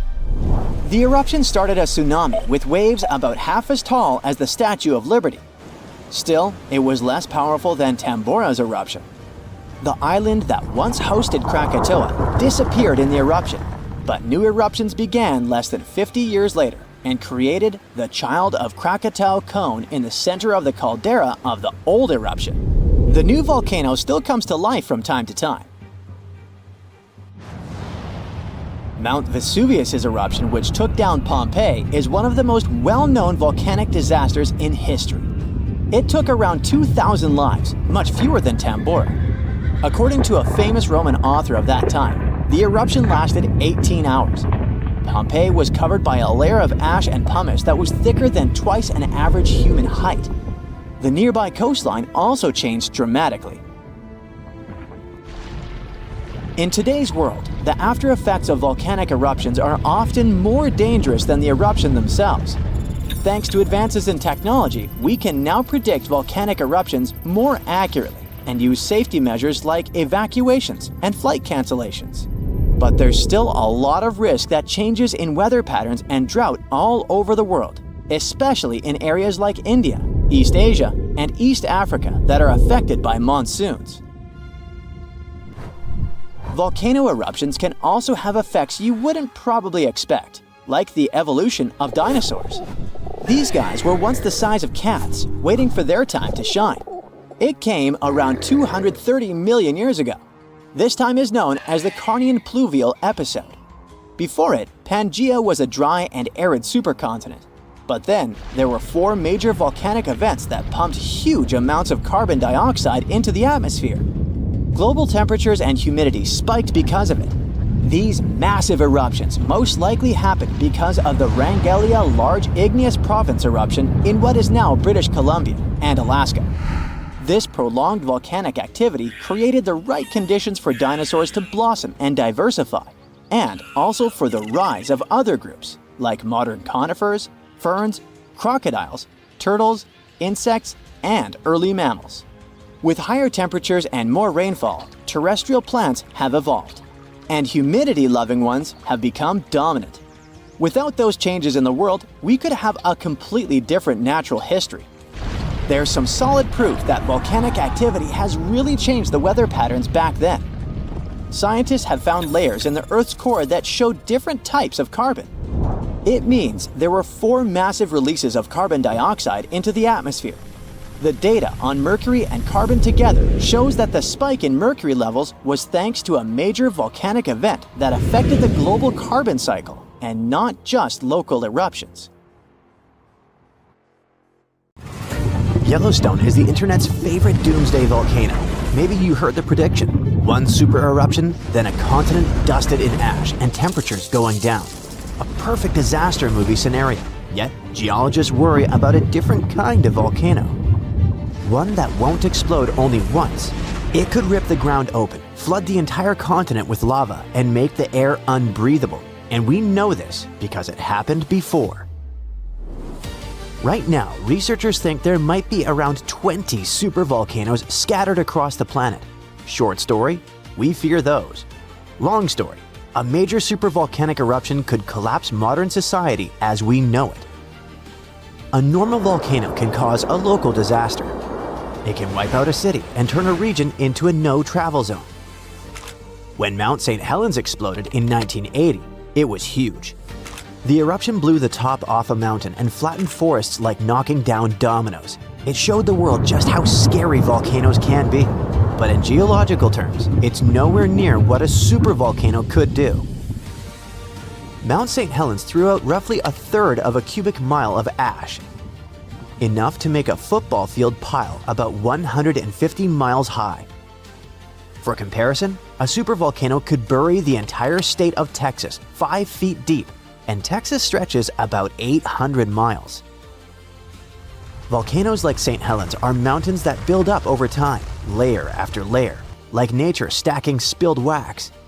They erupt, they cool, they erupt again, and you end up with a cone that looks cool in photos. A supervolcano is like a hidden pit. It resembles a giant underground tank of molten rock covered in a thick slab of crust. Imagine the magma chamber like a huge underground room, and the ground above it is the ceiling. During a super eruption, cracks rip open across that ground and magma forces its way up through them, like steam blasting out of a pressure cooker. Ash and gas roar high into the sky. It can start in multiple spots across a wide area, not one neat hole. The magma chamber underneath can empty so violently that the roof above it collapses, the land drops, and what's left is a massive bowl-shaped scar called a caldera. And Yellowstone is the prime example. About 631,000 years ago, Yellowstone had a massive eruption and it left behind a giant caldera about 30 by 45 miles across. Now it's a national park, but it's also basically a footprint, like a warning. If Yellowstone erupted again, the first super hot clouds of ash and gas could blast outward and burn everything nearby. Then the ash would spread. And ash is not like the fireplace dust. It hurts to breathe, it wrecks engines, and it can shut down flights and machines. Regular volcanoes mostly hit the area around them with lava. A super eruption turns the air itself into a real danger. Ash spreads far and jams the things we depend on. High up, sulfur can turn into a thin haze that will block some sunlight.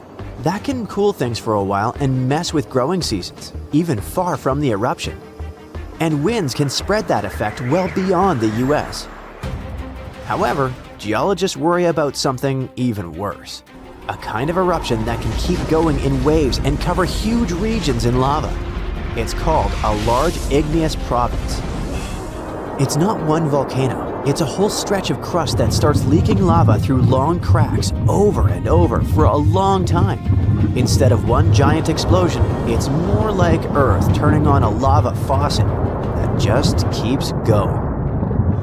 Imagine a crack in the ground hundreds of miles long. Out of that crack comes a sea of lava. But this isn't the sticky, slow stuff you see in Hawaii. This is hot, runny, fast-moving lava, and it doesn't stop. It spreads, floods low spots, stacks into layers, and then does it again. And that's what makes LIPs scarier than a supervolcano. They drag on. They can erupt in repeated pulses over hundreds of thousands to a few million years. We have scars to prove it right here in the US. About 17 million years ago, the Pacific Northwest ripped open and created the Columbia River basalt. Lava did not just coat the land, it drowned it. The total amount that erupted was around 42,000 cubic miles. That's enough to cover the whole US in lava about 58 feet deep. But how can Earth produce enough lava to bury a mountain range? It's because the planet is still churning inside. Imagine Earth like a pot of thick tomato soup sitting on a stove. Earth's core is the stove, and it's extremely hot. The soup is the mantle, a thick layer of rock that moves slowly. Now and then, a massive blob of superheated rock rises from deep in the mantle, possibly from the boundary above the core. Scientists call this a mantle plume. When it reaches the cooler crust, it spreads out, pushes upward, and when it breaks through, it does not build one neat mountain. It can open long cracks and feed eruptions in repeated bursts for a very long time. However, while lava burns everything in its way. It's not what wrecks the planet. The gas does. These eruptions release huge amounts of carbon dioxide and sulfur, and we can assume the consequences of that because it happened before, and not just once. About 252 million years ago, a massive LIP eruption began in what is now Siberia. It lines up with the worst extinction event in Earth's history, the Great Dying. Around 90% of species disappeared. Huge amounts of gas flooded the air and trapped heat. The ocean soaked up some of that gas and turned more acidic. Acid rain fell again and again. Life on Earth crashed. Scientists believe that in the last 500 million years, there have been 16 major extinctions like this, and that 15 of them line up closely with LIP timing. These geological formations changed Earth so many times, and scientists now wonder, what if Yellowstone and that massive lava flood in Oregon are actually a part of the same system? Look at Idaho from space, and you see a long, flat track across the state called the Snake River Plain. It points from the old lava flood region toward Yellowstone, like a trail.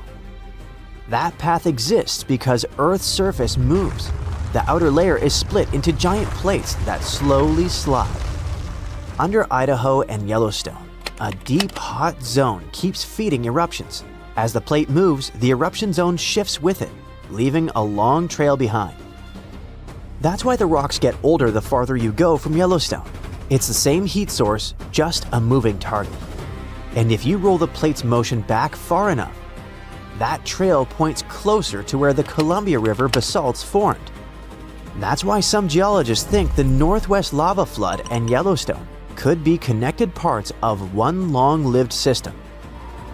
Finally, if it's all part of one big apocalyptic system, is it time to pack the bags and flee to Mars? Will it happen again soon? Even if they share the same story, that does not mean the worst part is coming back soon. The lava flood chapter played out millions of years ago. Today, Yellowstone is simply where that deep heat shows up at the moment.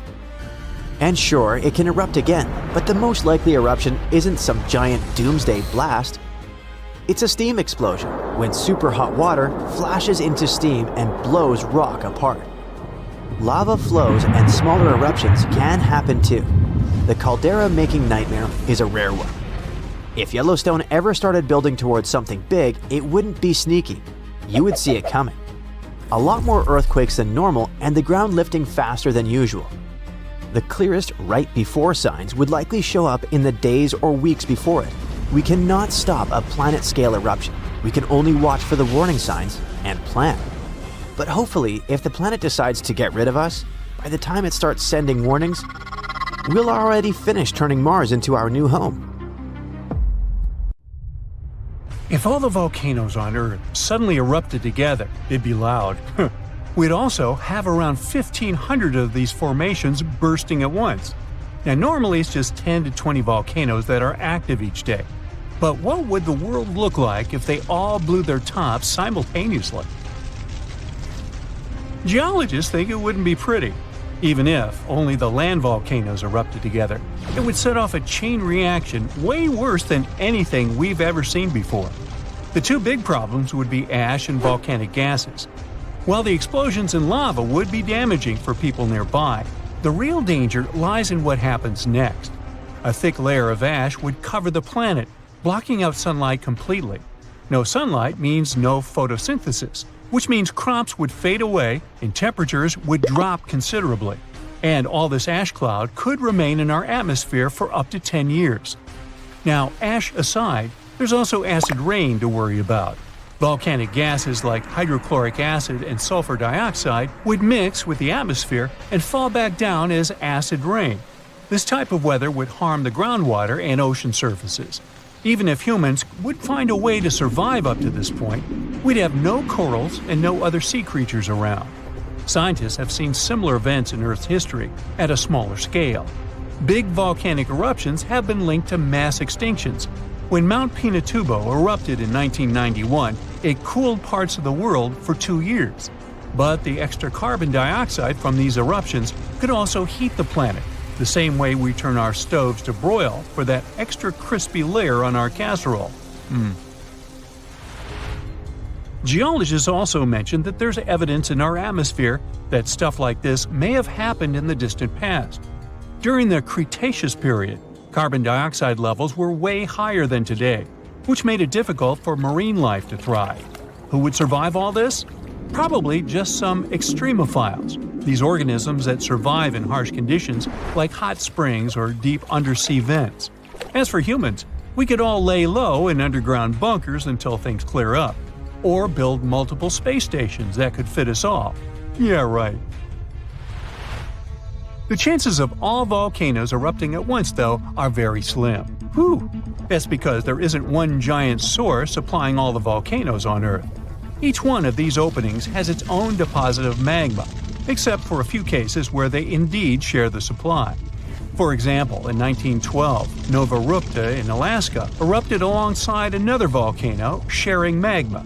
Scientists have also found evidence of magma hiding under volcanic areas, like under the Taupau volcanic zone in New Zealand. This magma can spread out horizontally for long distances, but is still just a local feature. Even if we consider all the magma under Taupau as one system, it's not connected to other volcanic areas like Indonesia or the Philippines. Because the great majority are isolated, volcanoes can't sync up to erupt at once. The magma comes from different processes like mantle decompression or adding water to the mantle through subduction. There's no way to make all these different volcanoes erupt together because of how tectonics work. Now, that doesn't mean we won't see interesting volcano activity in the future. Take an underwater area near British Columbia, where recently about 200 small earthquakes per hour have been noted. Deep beneath the Pacific Ocean floor, off the coast of Vancouver Island, magma is set to erupt, heating the water so much that it'll bubble like soda. However, this event will likely go unnoticed by anyone other than scientists. The anticipated eruption will most likely happen around 3 miles below the ocean surface. Scientists explain that the earthquakes range from negative to 4.1 magnitude, meaning only those nearby would feel any tremors. This unusual activity gives us a rare opportunity to study how the Earth's crust forms. The magma beneath the ocean floor is estimated to be almost 1,500 degrees Fahrenheit, but will cool rapidly upon eruption and contact with water. This runny rock will solidify upon contact with the seafloor, turning black quickly.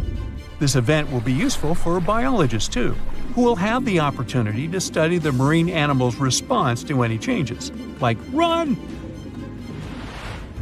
Antarctica, often seen as a vast icy continent, also holds a volcanic surprise beneath its frozen surface. Researchers have identified over 130 under the western ice sheet alone, making it the largest volcanic region on Earth. Most of these volcanoes, about 90, were only recently discovered in 2017. But could any of these Antarctic volcanoes actually erupt? Well, it depends on which volcano we're talking about. While these formations are relatively young in geologic terms, it's hard for scientists to tell if they're still active or not. There are only 2 confirmed active volcanoes in Antarctica, Deception Island and Mount Erebus. The latter, standing tall as the highest peak on the continent, has been continuously erupting since at least 1972. It's known for emitting gas and steam, and sometimes even throwing out rocks in what are called strombolian eruptions. One of its most notable features is a persistent lava lake in its crater, a rare phenomenon due to specific conditions needed to keep the surface molten. For instance, it's fueled by a steady supply of magma from deep within the Earth's mantle. This continuous inflow of molten rock provides the material for the lava lake to exist. It also features low ambient temperatures. Despite its location in Antarctica, Erebus has relatively mild temperatures in its summit region because of the heat generated by the volcanic activity. This allows the lava lake to remain liquid rather than freezing over. Deception Island, another active volcano, last erupted in the 70s. While it's currently not showing signs of imminent eruption, it's being monitored closely for any concerning activity. Apart from these two being confirmed to be active, Antarctica is dotted with fumaroles, openings in the Earth's crust that release gases and vapors. Sometimes these fumaroles can create icy towers reaching heights of 10 feet. What we should focus on is maybe supervolcanoes. They're this type that has the potential to produce the most massive and destructive eruptions. Unlike the typical one, which has a single vent, supervolcanoes have a vast magma chamber beneath the surface, spanning tens or even hundreds of miles in diameter. Their eruptions can have catastrophic effects on the surrounding area and even impact global climate patterns because of the amounts of ash and gases they spill out into the atmosphere. One famous supervolcano is the Yellowstone one, which some say is gearing up for another eruption. It has the capacity to unleash a colossal eruption, spewing over 240 cubic miles of material. As much as we'd like to predict its behavior, volcanoes don't stick to a calendar. On the contrary, eruptions simply happen when there's enough magma beneath the surface. There also needs to be enough pressure for the magma to travel upwards. As far as we can measure, these conditions are not currently met at Yellowstone. Sure, many volcanoes operate on a cyclical pattern, but that doesn't mean Yellowstone is overdue. In fact, Yellowstone has had just 3 major eruptions over the past 2.1 million years. Also, the term supervolcano refers to the formation's size, not necessarily how fussy it is. Yellowstone's monitoring is extensive, tracking seismicity, ground deformation, thermal emissions, gas, water chemistry, and surface changes. Signs of an eruption would include thousands of earthquakes over a short period. We'd also see deformation on the ground and weird gas emissions ahead of time. Stable, as it might look like for now, the consequences of it having a major eruption could look ugly.